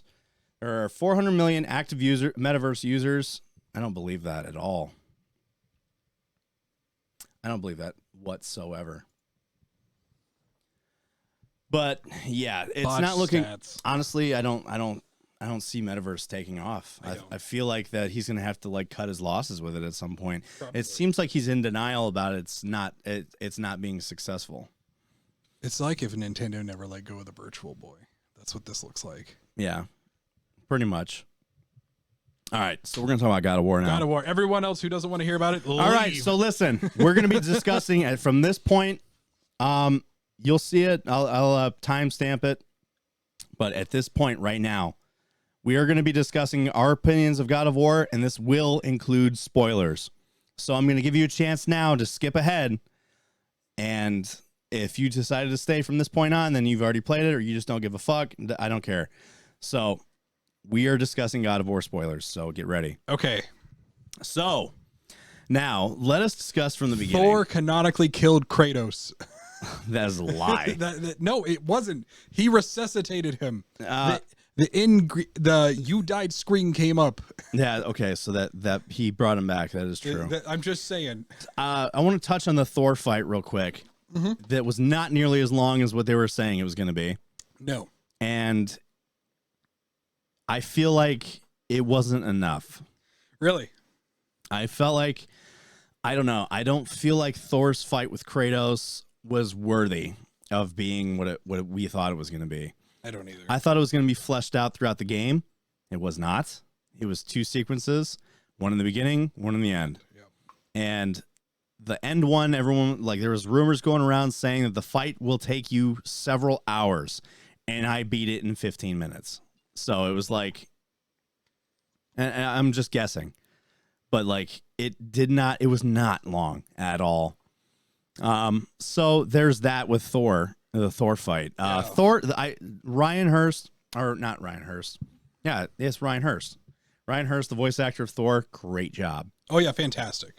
Like the character of Thor, great job. I think that was fucking fantastic. I think they did a very good job with that. They did. Some of the other, so why did they turn all of the good gods, the decent people of Norse mythology, into complete pricks? I mean, in mythology, Balder, yeah. Heimdall was a complete cunt the whole time. I know. I like looked forward. I felt I might be very alone on this, but I feel like Heimdall's death was very unsatisfying. It was. So I wanted so bad for Kratos to go full fucking Ghost of Sparta on his ass. Oh my god. So one, I thought this game, I hated the ending. Not because it was a bad ending, because it didn't give me what I wanted.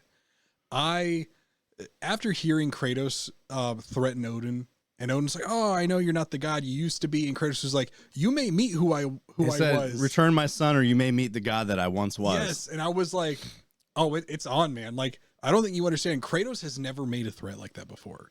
Not at least not like not in this these world, games, yeah. right? He has never made a threat like that before. He's always tried to avoid it. Yeah, he's always tried to avoid it. And then he was like, "I will fucking ruin you." He's like, "I will burn this whole place to the fucking ground if you do not bring him back right now." I dismantled Olympus. I will dismantle Asgard. Yes, 100%. And I was so stoked for it. I was like, and then we never got it. And I was like, fuck, dude, why?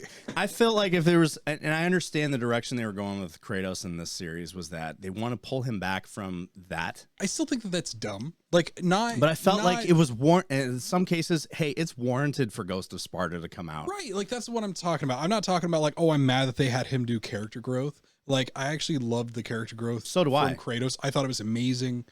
And then I was like, but you have to understand, Kratos isn't just an older, wiser man now. He is a father. And I'm not going to lie, if someone kidnaps your son, you are probably going to burn the whole place to the ground, especially if that's all you have left.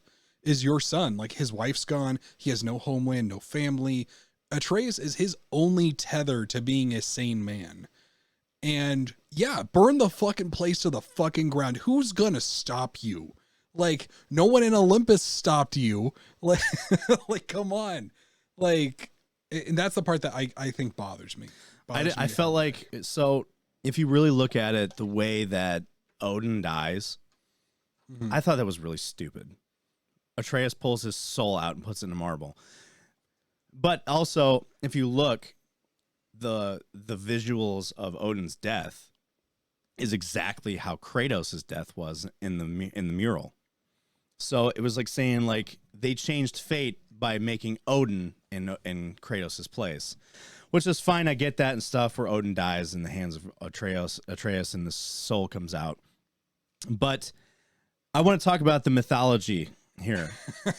Fenrir kills fucking Odin. Yeah. Why did we introduce Fenrir in the first place if Fenrir actually had no impact on Ragnarok at all? Yeah, no, I was kind of concerned about that. Jormungandr had virtually no impact. Yeah, and the way that they explained Jormungandr was very strange, saying that, like, the Jormungandr that we've seen is actually the Jormungandr from Ragnarok, which also in this game happens to be the soul of a giant that Atreus put into a giant snake. I'm not mad about that. I'm not either.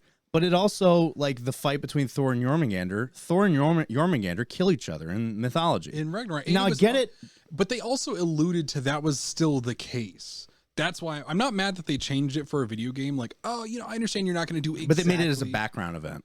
But yeah, and then they like, they alluded very hard, like, hey, yeah, no, this is going to happen. You know, Mimir even says it, like, yeah, no, they're destined to have a very bad history between each other. And then nothing fucking happens. Well, in the end game, they discussed that maybe Jormungandr is the soul of another giant that had met Thor before. Because Jormungandr doesn't even understand why he hates Thor. No, but like Mimir says in the first game, they will have a messy history in the future. Like, he says they have a bad history, or they will at least. Well, right. And so it's like, so this one hasn't happened yet, and two, it's gonna happen, right? And that's kind of my thing is like, what's the point of, like, you know, like, what was the point of having Jormungandr in there? You just had it to have big. And the poisoning of the Thor being poisoned by Jormungandr wasn't a thing either. Yeah, like, you know, fuck. And then Odin kills Thor. Yeah. Which was stupid. That was dumb. I thought that was really dumb. I also, nothing against the performance of Odin, but I felt it was very out of place. I felt that Odin, I didn't mind that they made him more political. You know what I mean? I didn't mind that they did all that, because he just seemed too modern. He seemed like Julius Caesar with an eye patch. Yeah, that's exactly what I thought. As soon as I saw him, I was like, this is Odin. Like, you know, and I thought maybe later in the game, I thought maybe the images that people were showing of what Odin looked like. You know how they're doing, like, the character posters. Yeah, how they made Odin like he had horns. He almost looked like he looked like Mimir a little bit, but with one eye, and like he had like he was big. He almost looked like a cross between Mimir and Zeus, but he had an eye patch. And I thought that was the Odin we were getting. Mm-hmm. And the Odin that I saw, I was like, that is not the Odin that I also thought too. I was like, well, maybe he'll show what he really looks like. Maybe he's doing this because, you know, if he's Odin's smart. So did I. Maybe I thought maybe he's doing this. He's masking his true. So that way he doesn't come across as threatening, especially if he's got his plans going, like in the beginning where, you know, he makes the offering like, hey, why not just peace? Just, you know, leave us alone. We'll leave you alone. You know what I mean? Trying to look non-threatening to get that deal going. Yeah, of course. Also, too, like, did anyone else notice about how much it just made me laugh every time I saw it, every time I heard it. No. No. So, peace. How about that, huh? You know, you want that? We want that? No. I was just like, it's even turned into like a TikTok meme. I was like, hold on, Kratos. Hold on, man. Like, so I also thought that was weird. I understand that Kratos is doing it to spite Odin. And because, you know, he's kind of trusting his son a little bit, but like, well, he doesn't trust Odin. He knows that he doesn't mean it. Right. But it still was bothering. It's like, why actively, like, that was the first time Kratos really actively sought a fight. Like, it was kind of odd. I was like, why essentially start a fight here in your house again when you didn't? See, I took that as I took that as like, he knew that even if he agreed, there was going to be a fight anyway. Yeah, but And he like, didn't trust him because of that. He's like, I don't believe you. It was basically his way of saying, I don't believe you. it's weird. It's like, if I were to say yes and agree to this, you were still going to turn on me anyway. No, So yes. he didn't want to give him the satisfaction of thinking that like Kratos, he let Kratos like, oh, well, Kratos is trying to be reasonable. Let's turn on him. No, he didn't want to even give Odin the satisfaction of that. So he was like, no. Yeah, it's still weird though. So, but like moving forward after that, yes, the Thor fight happened. Thor canonically killed Kratos. Yeah. Probably, and honestly, too, with the respect to what it is, like, Thor legitimately is the only dude who probably could have gone toe to toe with Kratos. In like, a way, you saw that. Yeah, like, and you did. You saw They seemed really evenly matched, but even still, you saw that Kratos was stronger than Thor. in some aspects. He picked him up like a fucking ragdoll and dropped him on his fucking head with Mjolnir in hand. I mean, in some aspects, but like at the same time, too, though, Kratos also really struggled to handle Mjolnir. I mean, yeah and no. Yeah. I mean, if you notice when he used the Blades of Chaos, he fucking whipped Mjolnir around. I mean, yes, which but I like, thought was cool. Yeah, but like, no, and it was. But like, the point is, though, is that Thor still wasn't overmatched by Kratos, and I appreciated that. I do like the fact that Thor was reasonable. Like, you could reason with it. Sure, it would be difficult because, you know, the situation they were in. But like, he wasn't just an idiot. He was a reasonable man. You know what I mean? You could still talk to him. And, you know, things like that, which I thought was awesome. You know, they didn't just make him a brute the entire time. Yeah. Big and stupid. Yeah, big and stupid. Like, he was actually smart. Did you ever go to the crater? No. You've never gone to the crater? The hidden part of Vanaheim? No, I didn't. Wait, are you talking about the underground thing? No, there's like a whole nother area of Vanaheim. Fuck. Where, so, Kate, you know the guy that when you rescue Freyr? Yeah. And Freyr gives you his boat? Yeah. If you follow that traveler that sacrificed himself to the dragons, you follow his dog, you get on the boat, and you go to a completely different section of Vanaheim. Fuck. And they explain Thor and drinking from the fucking horn that never ends. Oh, that's cool. And you find out who the giant was that did it. Oh, nice. And you go there, and then you find out why Thor said this feels familiar when the lightning froze, because there's another frozen lightning bolt there. And then you find Borgir, the guy that jumped off the boat. He's still alive. Oh, you go there and you rescue him, but it's a whole section of Anaheim. I can't believe you never went. It's like as soon as you finish the Freyr mission, that dude's dog is barking, and you follow the footprints. And it leads you to this platform where you just launch the boat. And one of my buddies told me about. So I made a luck build with Kratos. You did? Yeah. So I made a defense and strength build. So the problem is that I did strength as well, but I didn't do defense that much because I was getting like 1 or 2 shot by anything anyway. So, who gives a fuck about defense? If I die that fast anyway, like that's not going to help me by like, you know. That's true. It's not. So, I did luck, which gives me like status things and other stuff to help out. So I went and got the one other dwarf who was hitting on Brock. Luna? Yeah, I got her stuff and I got the armor set, and then I ended up leaving Vanaheim. There's way more to Vanaheim than that. I know, but I was trying to get through it. This hidden part of Vanaheim is massive. It's a whole section of map. It's like a whole new map itself. I did release the giant jellyfish. And Alfheim? Yeah, that was fun. So there's a hidden raven in Alfheim. Oh, yeah? And honestly, I highly recommend doing the ravens because, 1, they're easier. 2, they actually give you shit for doing it. Oh, yeah. Then there's a boss after the fucking ravens once you free all of them.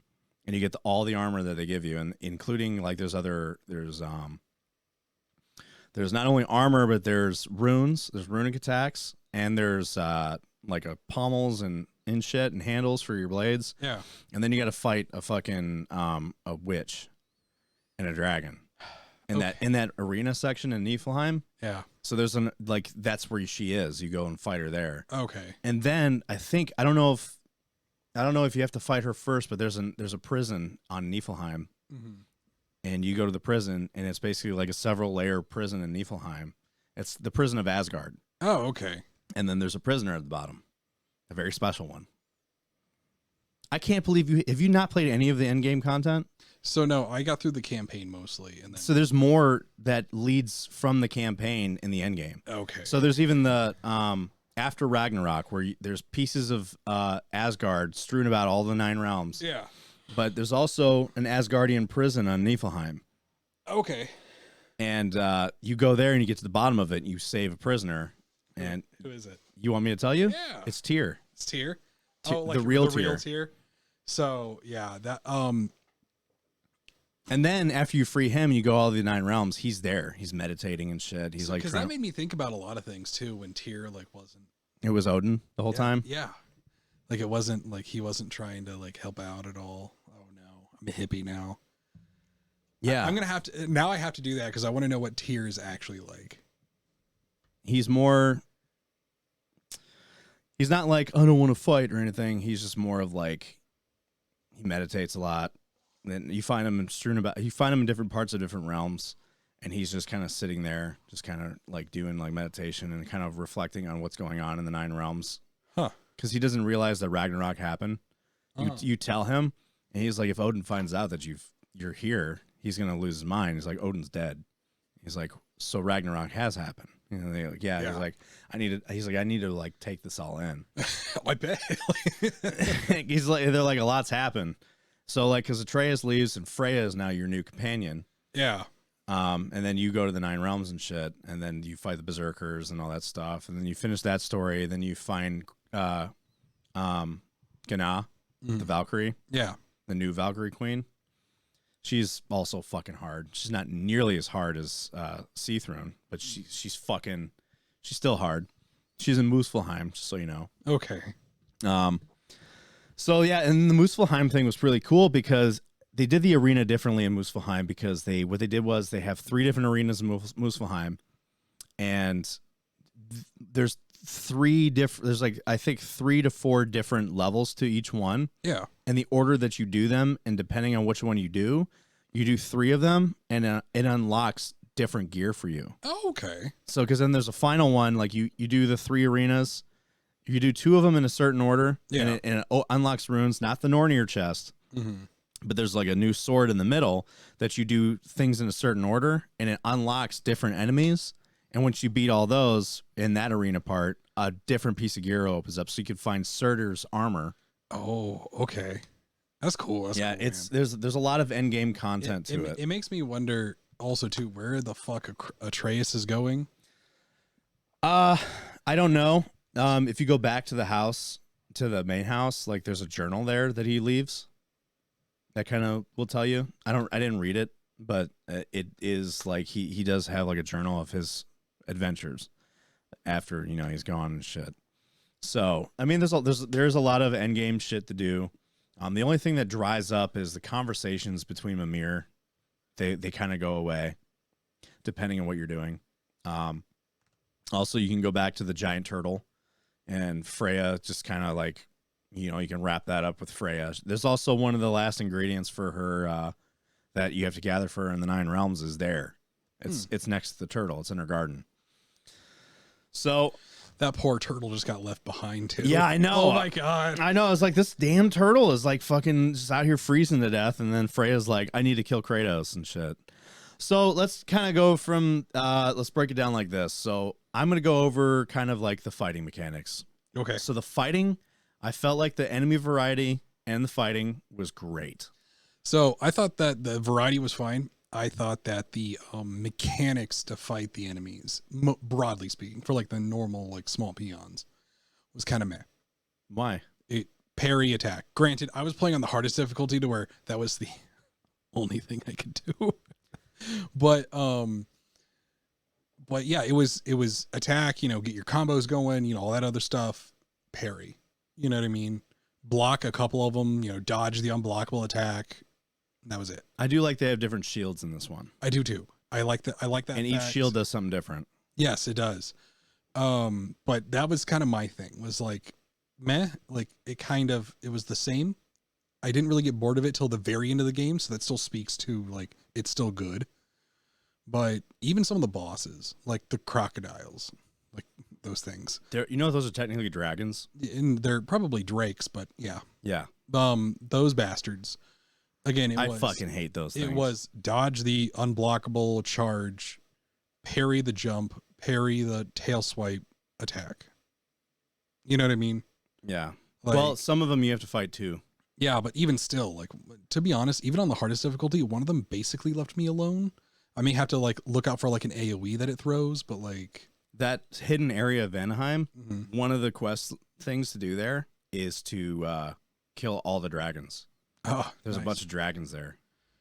But still, like, I stand by what I said. It was dodge the unblockable, parry the jump, parry the tail attack, wail on it. You know what I mean? The hateful can go fuck themselves. Do you want to know who the giant was that made Thor drink out of the horn? Who? Faye. That Faye, apparently, like, that whole area that you find in Vanaheim is a battleground between Thor and Faye. Ah, and she used the Leviathan axe. Oh, it makes sense. So you have to, like, kind of like how in Midgard in the last game where you free all the spirits and shit. Mm-hmm. All those spirits discuss this battle that happened there. Oh, okay. And as the more you do, the more you find out it was Faye. And when you have Atreus with you, he's like, was it Mom?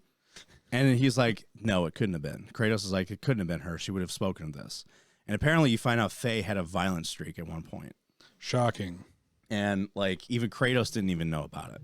Well, Kratos didn't know about a lot of fucking things. Kratos kind of went by the rule of, listen, I'm not going to talk about the fact that I won't ask, don't tell. Right, 100%. Like, he's, like, I don't know. Like, don't get me wrong, I respect it. I understand coming from his background, you're not going to want to discuss all that kind of stuff. Like, I 1000% get it. But Homeboy did not know a whole lot. Like, no, he didn't. Like, Homeboy really popped up in Midgard, put a baby in her, and she died after. Like, that's really what fucking happened. Yeah. I'm just saying, like. I liked how he explained to Freya his past with Calliope and stuff. Yeah, no, well, I think that you could see too, and I knew it was going to happen. It's not bad writing, but Kratos, I think that was the smart part of him that finally turned on and was just like, I'm just going to wear this bitch down. She's going to stop trying to kill me here soon. He's like, I know what you've been through. Like, I've been through it, and I'm the one that did it. Yeah, and like, you know, and he just kept bringing these things up. Hey, here's this thing about my past. She's like, oh, well, you know, here we had this and then this and that happened. And I'm not just a mindless god killer. Yeah. He's like, no. I had a family. They died. She's like, oh my God. Oh no. He's like, yeah, I got tricked into doing it for Ares. And that kind of sucked. That's why my skin's white. And I'm wearing their ashes. Yeah. Like right fucking now. And she's like, holy fuck. She's like, oh my God. Oh no. She's like, I am really trying to guilt trip a man who lost an entire family. Yeah. Fuck. Yeah. So what did you think of the mask thing? The mask was a little meh for me. Here's the thing that bothered me with the mask. They made the mask seem very important for no reason. Yep. And especially when they said it had different languages written on it, including Greek. And they never brought that up again. Because even Atreus says there was Greek on there. I wonder if Father does anything about it. He never brings it up. And then the only thing he says is like, is it an oracle? Because like, if you look at like when he killed Athena and Zeus, they transcended. Well, really Athena, not. Well, Zeus started to, and then he shoved that shit back into Zeus and then fucking just obliterated it. Yeah. But Athena transcended. Yeah. And that kind of hinted that when the gods die, they transcend, and it has something to do with the oracle. So with I thought of it, especially like that little tear that is in Odin's basement was a thread of fate. And I thought the Sisters of Fate from Greek mythology were connected into this. But didn't Kratos also kill them? He did kill them, but also you have the Norns. So I was thinking this was a mask of fate, and that was a thread of fate, and all the Sisters of Fate from different cultures are all connected to each other through one thing. And I thought that's what that was. Like, I'm like, oh, fuck, it's the Fates again. The Fates have a hand in this. That's what all this is about. And that ended up never being a thing. He just breaks the mask and is like, we don't need to know. It's like, what? I mean, don't get me wrong. I thought Odin's overall goal, which I appreciate that the fact that they tried to, like, his quest for knowledge. But, like, it just seemed weird. It's like, Odin, you're willing to throw away everything. Yes, I know Odin scooped out his eye to drink from the river of knowledge and wisdom, but like, fuck, dude. I mean, it's just the idea. Like, it was They a little, changed the way he lost his eye. It was a little. Did they? Did you not catch that? No, I don't. He think lost so. his eye by looking into that thing without the mask. Oh no, that's right. Because he mentioned it to Atreus because he didn't want Atreus to try to put it on. He didn't want him to put his. He didn't want him to look into the thread. Yeah, He said, "When I tried looking into the thread, I it lost took his an eye. Yeah, He Well, didn't cut his own eye out. He lost it. yeah. So, but no, that's just I don't know. I don't know. So Atreus just ran off with this giant lady. Oh yeah. Fucking. What's her name? Her name is multiple syllables long. Yeah, it's a long name. I was kind of disappointed that you could go back to Jotunheim at Endgame, but you can't do anything there. The only place you can see is that little artsy place that she has. Mm. So that level with Atreus, I fucking hated. Oh yeah, It dragged so long. So there was the first half of it. I understand the character development part, The first half of it, I was totally okay with. but it just kept going. It just kept going, and then I was kind of like, meh. And then like I was like, man, like Atreus is like what 13 in this. He's a teenager. I was yeah. like, we're getting a little young here for him to be macking on this girl here because he was He was all about it. he was all about it. He's like, oh, don't worry, we can restart the Giants right here. That whole mission, and the thing is, that part of the game was it was like almost 2 hours long itself. Yeah. And it was like, it's just a massive portion of that game where I just was not interested at all. Well, also too, like the part that bothered me is that they also put fights in it out of nowhere, and I was like, dude, like if you're gonna make this like an exposition and character development, then just do that. Like, have them go through the development because then people will be really happy to hear the story, but don't like make me take 2 hours to get the story out of these people and then throw a fight to slow me down. Like, In the fight sequences for Atreus and the upgrading of his gear just felt pointless because you don't really use him much. It's Kratos and Atreus are separated for a lot of the game. yeah. So it's like, why do I have all this shit to Also, upgrade for Atreus? Atreus is still a fucking idiot. For what? Because he's like, his dad's like, where were you? He's like, well, I came back to say goodbye to Fenrir. For 2 days, you couldn't have just told him I went to sleep and literally woke up here?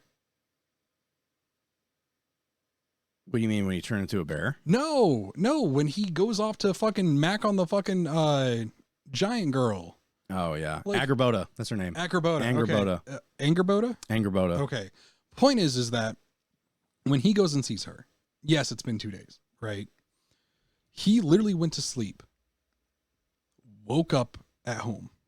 It's literally what fucking happened. He went to sleep and he woke up there. Yeah. So that's all he had to tell Kratos. I fell asleep and I woke up and next thing you know, I'm here. And you said it's been 2 days.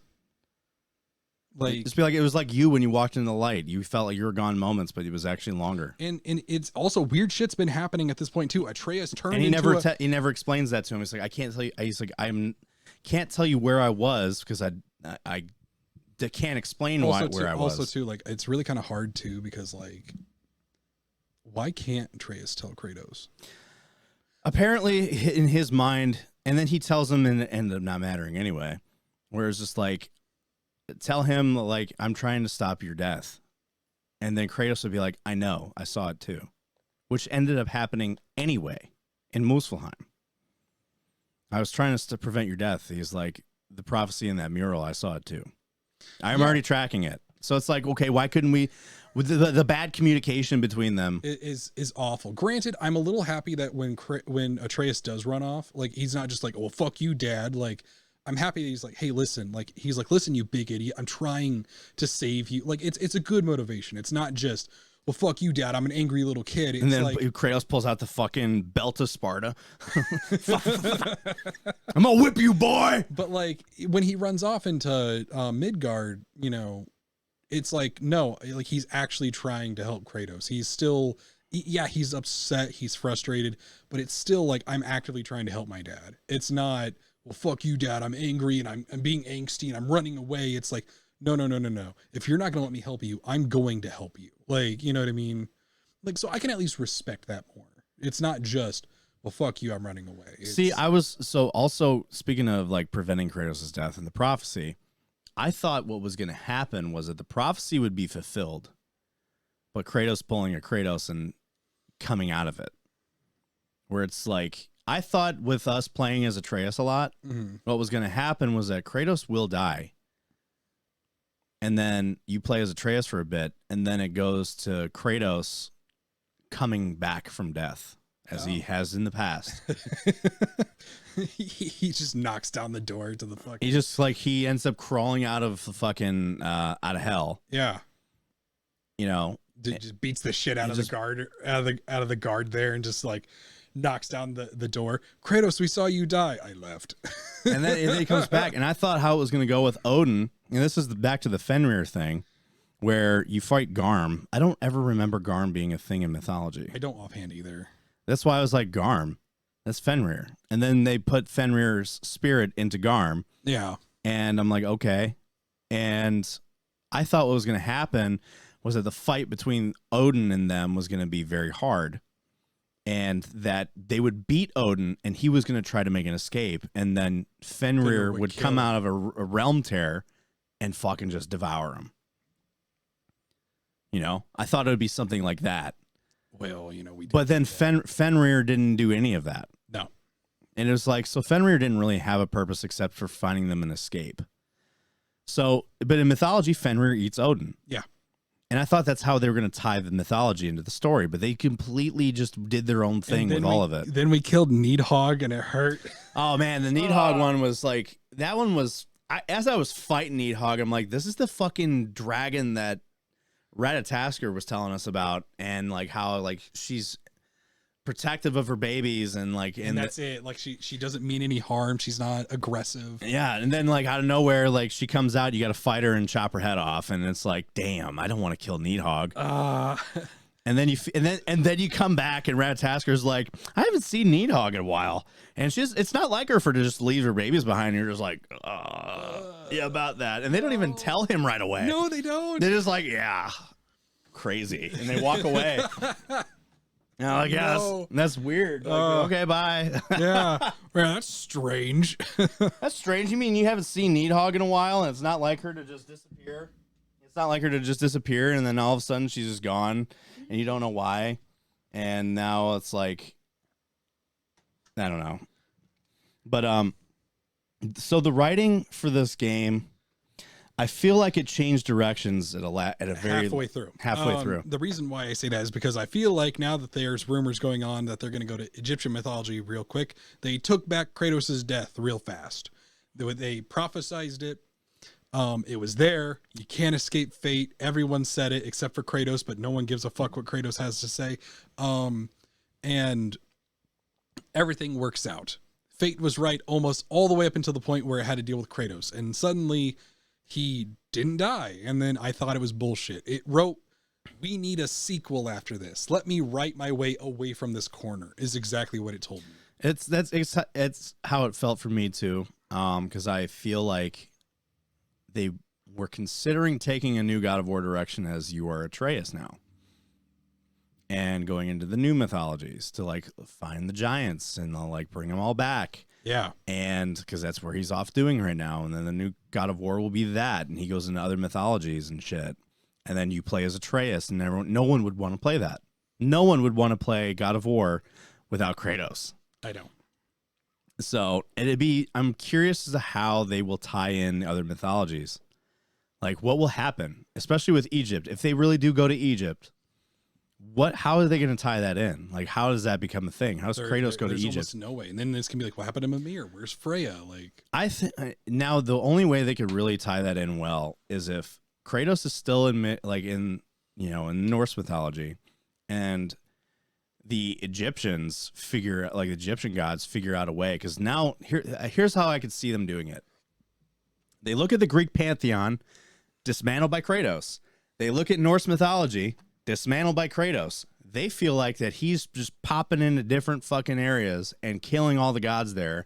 And this is going to be a defensive measure where they just immediately like, we're going to go take that head on, go to Midgard to stop him.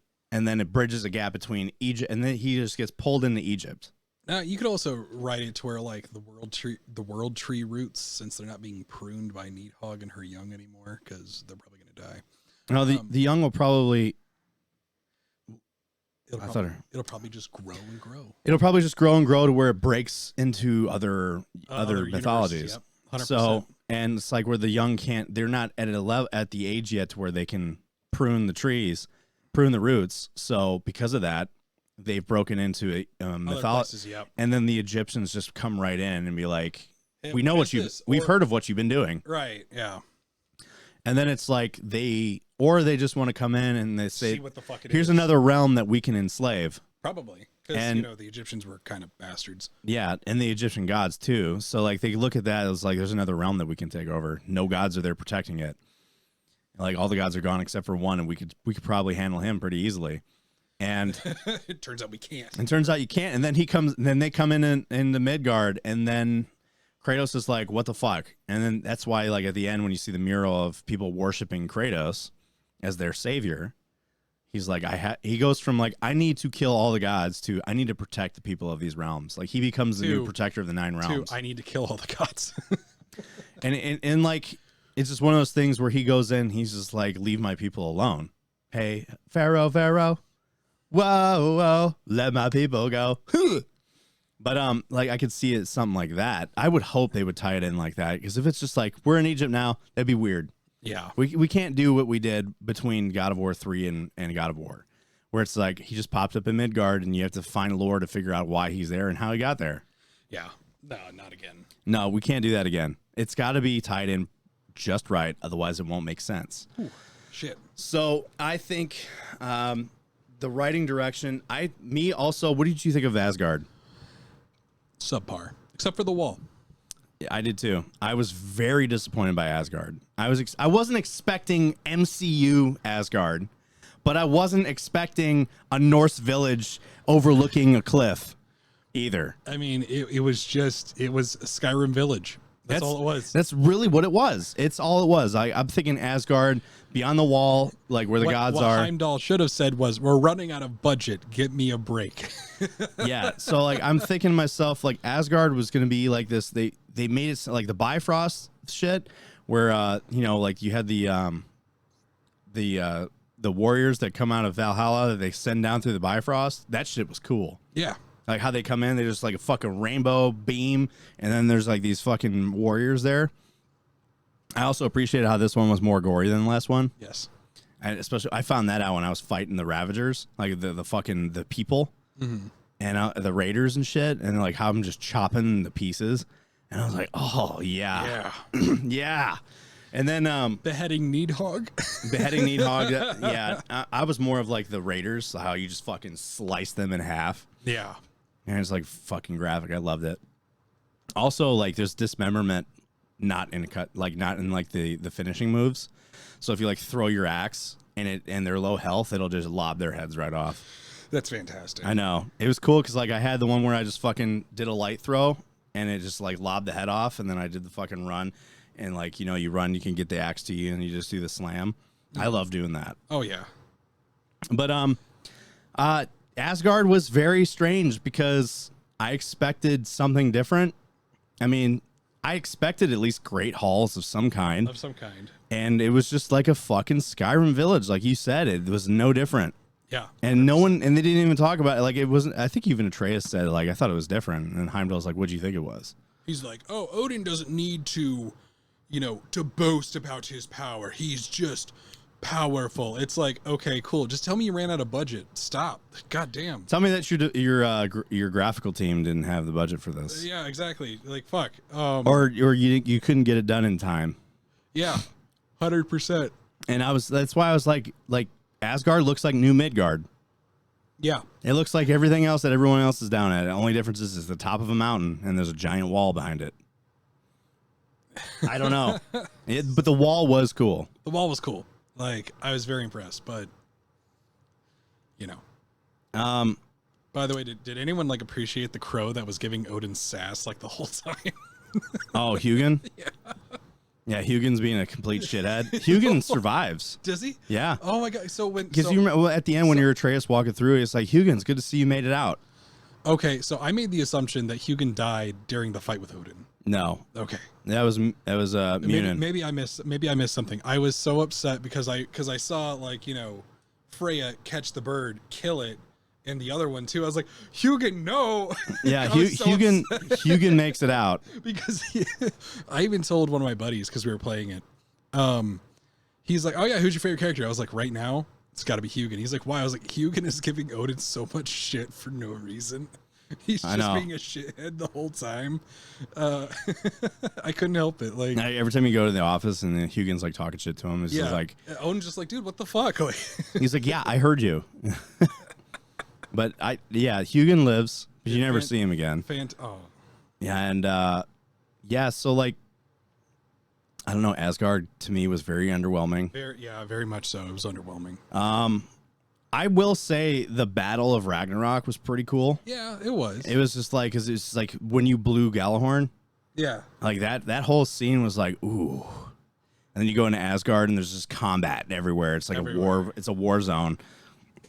And then you had the Bifrost ballistas shooting, like destroying all the realm towers. Mm-hmm. And that was pretty cool too. And just like the relentless war zone around you of just everything. There's just so much happening because it's Ragnarok.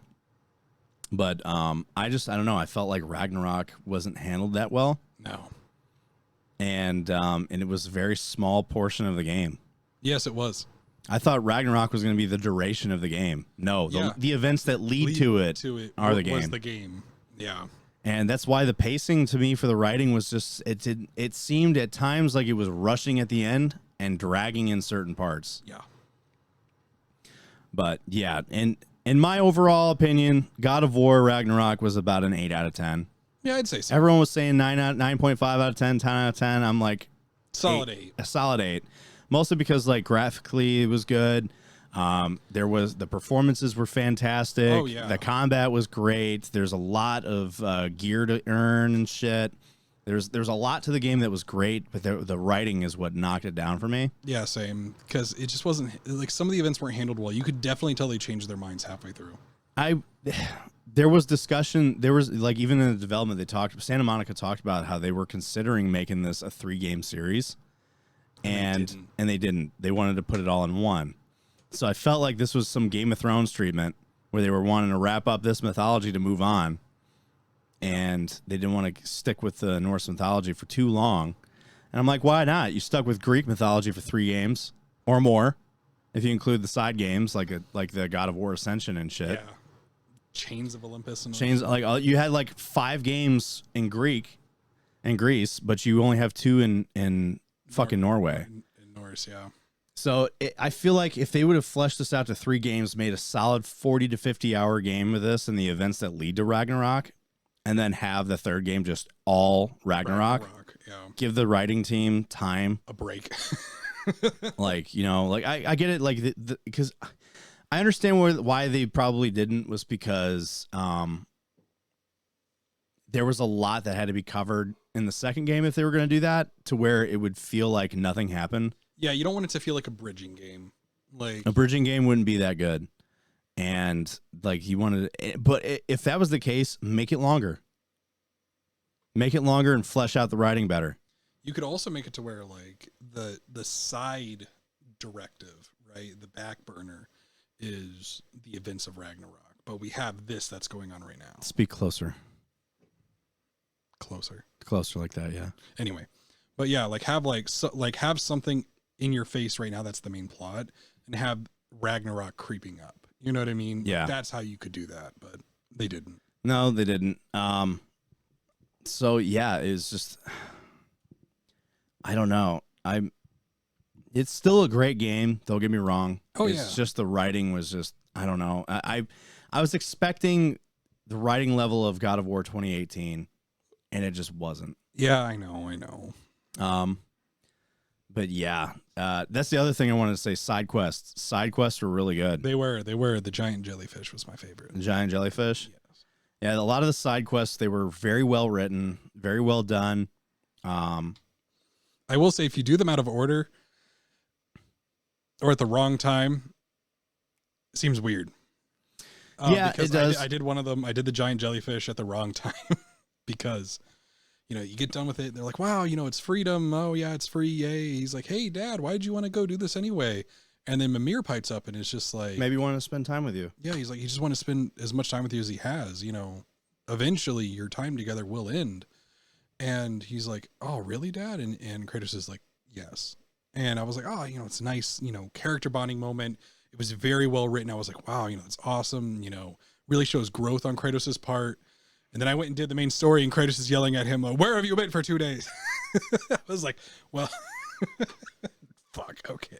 Yeah. The Alfheim shit. I did as much as I could in Alfheim before I could get to the second area, which you can't until you get further in. So yeah, there was that. There were some things also, since you haven't been to the other part of Vanaheim, it's probably going to be a very different dynamic with Freya. Oh yeah. Because if you do it with Atreus is with you during most of it when you're setting these souls free, and he's like, it was Mother. And like there's like this weird dynamic, and there's like other stuff about it, like where, you know, you go to the well. There's a well there that you can get gear out of. Like you find these crystals all around this part of Vanaheim, and you break them, and you take the pieces and you throw it in. It gives you loot. I actually like Freya as a fighting companion more than Atreus. And then Mimir makes this joke about Atreus. He's like saying that like, because like there's like this pond in the middle of this cave that's like untouched by anything, and it's like clean and everything. And he's like, maybe we should throw the boy in and give him a bath. And he's like, what? He's like, you do kind of stink. Mimir's like, you do have a like kind of like an odor coming off of you. He's like, no, I don't. And then he's like, do I, Father? And then Kratos is like, it is only natural. Talking about like, you know, getting puberty, and you start smelling like BO. He's like, it's only natural. There's like a whole different dynamic there when Atreus is there than when Freya will be there. I don't know. I haven't done it with Freya. I mean, I've gone back there with Freya at the end to like after to finish up stuff when I became stronger with better gear. There's also a huntress there that I've only fought her twice, and she retreats and she disappears. You fight her, and there's 2 different sequences where you fight her. So the first one, she just shows up and she's hard as fuck, and you fight her. And when you get to a certain health, she runs. And then like Atreus is like, she just left, and he's like, she's very smart. Like she, you know, she's making a tactical retreat to like re-strategize and just kind of feel out what we're doing. And then you come across her again when you're fighting one of the dragons, and then she retreats again. And I still have not found her again. And she's in that part of Vanaheim somewhere. Okay. So she's like a centaur huntress. Okay, I'll have to look. So I'm like, I don't know where the fuck she is. I've been running around that whole fucking thing trying to find her and fight her. That's also where Alfheim's where I ran into my first runic creature. The thing that's got the giant rune in the middle and the fucking... Dude, it took me forever to figure out how to beat that thing. I was like, I saw a pillar and I hit the pillar. I finally found the pillar. I'm like, when he goes underground, I'm like, how do you get him out of there? Is this a glitch? I thought it was a bug, so I restarted that section, and he kept doing it. I'm like, this has got to be part of his damage phase, and I'm just not paying attention to something. And I see like one of the runic fucking things, and I started destroying that, and it did damage to him. I'm like, oh, it's these. Oh. It took me. I actually had to YouTube it. Like, how do you beat this fucking thing? Like, how do you do a damage phase to it? Because I couldn't. When you first found it, they were kind of hidden away. Yeah. And they were like one's on the other side of that middle rock, and one's like higher up, and one's in a tower. And I'm like, how the fuck do you do damage to this thing? Yeah. And have you fought any of the berserkers yet? Are they just side stuff? Or are you talking about the ones like during? So like, there's like these gravestones that you put like a sword hilt into, and it unlocks the berserkers. Oh my god, yes, dude, they're so. I mean, a lot of them I've beaten all, but I got one more left, and then I have the berserker kings. So I've beaten all but 2. Now there's one in Alfheim that there's 3 of them in one. So it's you unlock it, and it's this one bitch and her 2 sisters. And the 2 sisters are linked together, so you do damage to one, you do damage to both. Yeah. And then you have the one that has like the bigger health bar. Yeah. And in the meanwhile, and I'm level 9. And their health bars are green, so they are significantly lower than me. And I can do damage to them, but they are so cheap with the damage they do to you, because they burn you, they freeze you over and over and over again. And as soon as the sisters do an attack on you, the big one follows that up and does a shit ton of damage to you. Have you done all the hateful? Yeah, I beat all the hateful. Oh my god, those dudes were. I went back. I finished in the last one. is in that hidden part of Vanaheim. Oh, okay. So you're probably like, I haven't been able to find the other one. No, I haven't. And that's because like there's other realm tears. There's a whole bunch of other stuff that's in that hidden part. So you go to Freyr's camp. Yeah. And you follow that up. You just follow the dog footprints, and then you will open up the sailboat, the flying boat, and then that's how you end up there. Okay. And then you find like fucking like gateways and shit. Did you know the gateways replenish your health and rage? No. So when you go up to one, if you have like you haven't been able to find a crystal or anywhere, you go up to it and you activate it and walk away, full health and rage. Ooh, good to know. Good to know. So, but yeah, God of War to me, 8 out of 10. I was a bit disappointed. Alicia was even like, "I'm sorry that you know." As soon as I finished it, I'm like, Nelson's not gonna like this, and because I know how you are with mythology. And this goes against many of the Norse mythology. And again, I don't mind that, like... I don't mind doing your own thing, but do it right. Well, I don't mind doing your own thing. I don't mind it being different for God of War. But like I said, like Thor never fights Jormungandr. Why? You alluded to it. Like, it's supposed to happen. He does, but it's in the background. One sparring session does not spur on someone to be like, yeah, fuck that guy. Like, no, bullshit. Yeah, I agree. It was the Jormungandr fight was very strange, and I was like, why did they make it like a background sequence where it's like if you were looking at it, you knew it was happening. Yeah. And then a cutscene when he disappears, when he hits him. So I don't know. Didn't care for it. Yeah, and then the Odin's death was stupid. Heimdall's death was unsatisfying. I was really hoping we would fuck Heimdall up, like rip him to pieces. I like the fight up until the finisher. When he chokes him to death? No. Well, yeah, but like I like the fight beforehand. He was like, "Whoa, how did you hit? It's luck. You can't hit me. You can't." Boom, boom, boom, boom. And then he blows his arm off. Yeah. He's like, "Okay, stop." He's like, and then he like starts insulting like Atreus or something. He's just like. Gone. Like, I know. I was like, oh, that is satisfying. That is fantastic. Yeah, he was just like, let it go and you may live. Yeah. And he's like, you're gonna spare me out of pity. He's like, Kratos. maybe I will kill the boy. Boom! Just blows his arm off. And then like the one thing I did like about the finisher was like you get a glimpse of old Kratos, of the younger Kratos, and his face when he's throwing his hands aside to choke him and his eyebrows go up and he's got that fucking Ghost of Sparta look on his face. And I was just like, why did you just choke him to death? I mean, you literally, who was the god in God of War 3 where you literally grab him by his fucking eyeballs and you rip his head off? No, Helios. You didn't grab him by the eyeballs, but you just grabbed his head. Oh, yeah, he grabbed him by his head and he just ripped it off. Yeah. I was expecting some shit like that. Oh, man, that would have been fantastic. Like, but nah, man, I'm upset. Sad. Did you notice that poor Mimir was looking him right in the eyes after that. I know. Mimir was sitting there just like, when he was like on the ground, he's like saying, "Brother, you don't want to do this. This is not who you want to be." But before that, he was like saying, "Let it go and you may live." And he's walking away, and then Mimir's like, "I don't think that's gonna cut it." And he knew, because he knew. Yeah, he knows. He knew like this is how it's gonna have to end for this fucker. Oh yeah, especially yeah. But like, did you notice there's a cut scene when Atreus goes back home that if you really look in the corner by the beds, the boots of Hermes are there. The winged boots. Yeah. They're there.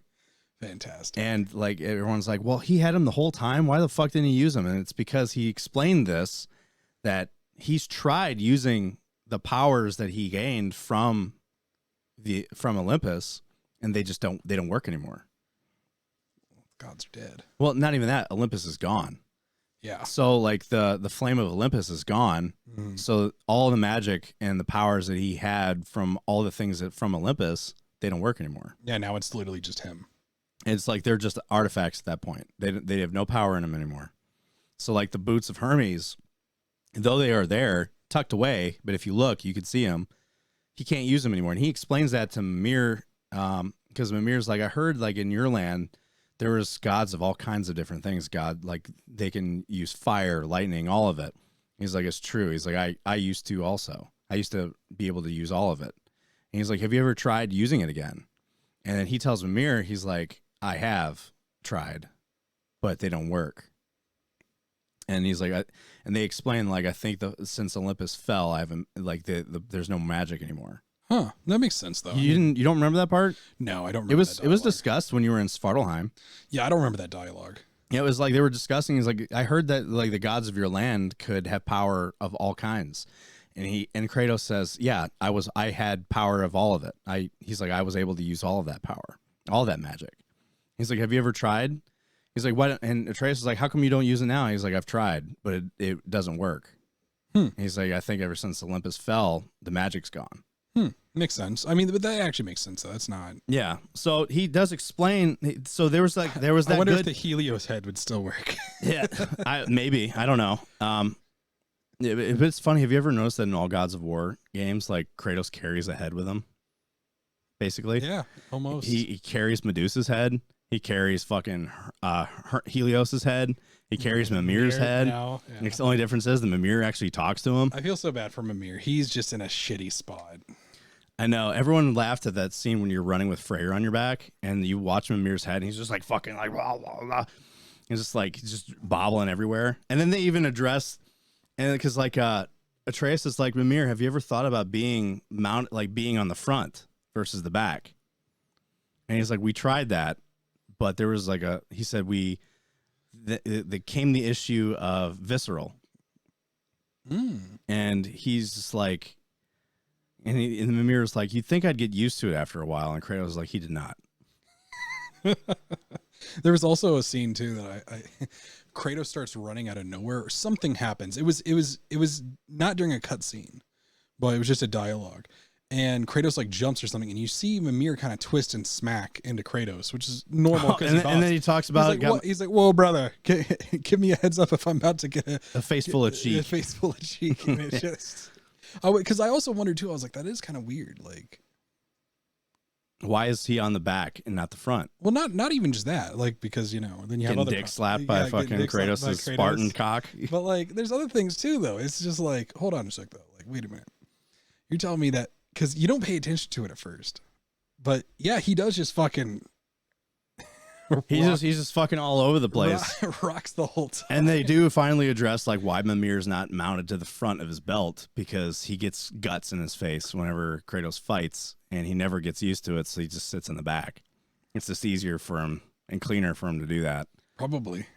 That would be awful. I would not go on journeys with them. People have made jokes. Someone should make a mod where like you see like Mimir's view. Or someone should make a short video of like Mimir's view of all the fights and shit, and just basically the world's just fucking like shaking around and shit. He's just like, all he sees is a fucking blur of everything.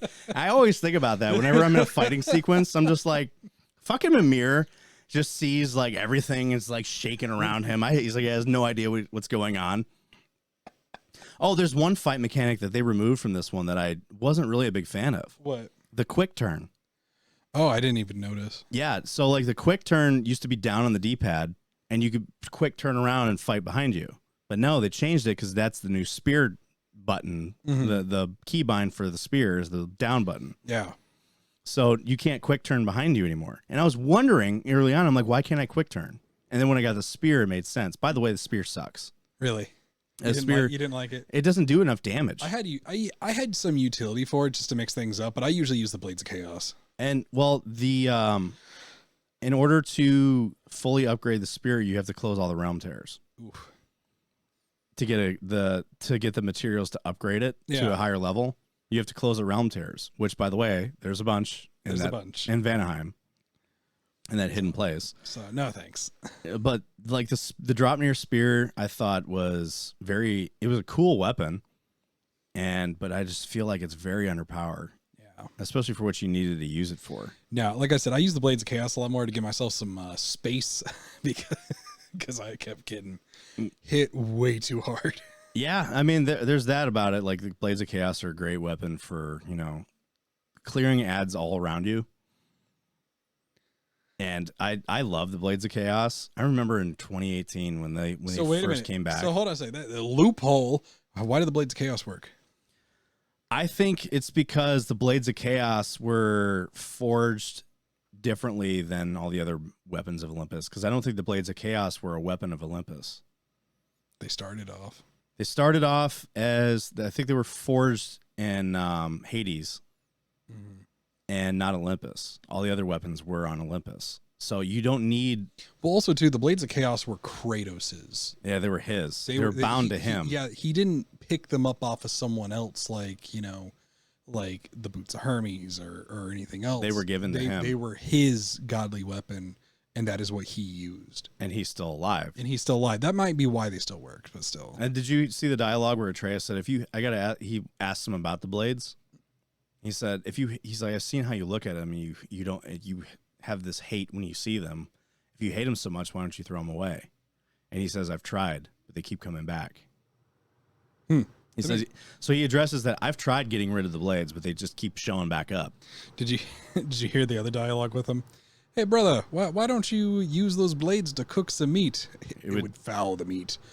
Oh, because of the, what was it, like the unholy magic or something? No. The blood. The blood. The blood would taint the meat.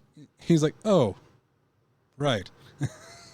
I like the dynamic between Kratos and Mimir and how they've built it between the games. Like before, he used to call him head, and now he calls him by his name or calls him brother. Like there's that more bond there with Mimir than there was in the first game. Yeah. So I appreciated that, how like you just see that change in Kratos where he's like, he now doesn't see Mimir as a tool or a head. He sees them as Mimir. Yes. And like, use them as counsel and stuff. And like, that was one of the other things where one of the side missions you complete where he, it's when you complete the Berserkers. And Mimir has a connection with the Berserkers because they destroyed his homeland. Oh. And Mimir has like this hate and revenge in his heart for them. And when you finally beat the kings, like Kratos tells him, he's like, you cannot let that overcome you, and like you gotta be over that. And then he takes the sword, like there's a sword that you get at the end of it, and Mimir's like, why don't you just get rid of it? He's like it has a bad history. He's like, but he said the story of this sword is not over with. So just because it has a bad history doesn't mean that its story is over. We will write a new one. And he's like, you've come a long way, haven't you, brother? He's like, I've had good counsel since then, brother. He's like, you've come a long way since I've met you, brother. He's like, I've had good counsel since then, brother. So, I mean, there's like a lot of dynamics about that game that are really good. There's also a few that are not. So, but with that wraps up our God of War discussion. I've been looking forward to this one for a while. I was like, finish the fucking game so we can talk about it. I'm like, I have so many things I want to ask your opinion on. I know. It felt bad because we kept having to like send texts like without Eldridge in them because we didn't want we still have to. Yes. We still have to because he hasn't finished the fucking game. He decided to stop playing. He's like, I'm taking my time. And no, you're playing fucking DMZ on Call of Duty. Yeah. That's what you're doing. But no, he hasn't finished it. And I'm like, if you looked forward to this game so much, you think that you would have been balls deep. He's a bandwagoner. You're not a true God of War fan. What are you, Eldridge? You little bitch. Stupid bitch. But, all right, you ready to wrap this up, dude? Yes. It is almost 5 o'clock. Yes, I am. All right, so, well, thanks for joining us, guys. We're glad to have you back. We appreciate it very much. I know it's been a big lull in our episodes, but we'll get this out. I'll probably get it out tomorrow. So, with that, I love y'all. I appreciate y'all. You guys are the best. We didn't really have anything to clip-worthy to put into this. I don't think so. Whatever. It's, maybe next episode. I'll show you some shit. Oh, jeez. Yeah, it's always like everyone's like, fuck. Every time I'm like, hey, next episode, I got some things I want to show you. And you're like, God damn it. Is it porn? It's always disgusting porn. I'll try. How about this? It won't be porn this time. Okay. We'll just watch weird people on the internet. It'll just be like mutilation. It'll be like the Pain Olympics where the dude cuts off a testicle or something. No. Anyway, guys, love y'all. Appreciate y'all. Thanks for hanging out with us. Don't forget to like and subscribe to the video if you're on YouTube. And we will catch you on the next episode of the Blacklisted Gaming Podcast. Have a good rest of your week. Bye.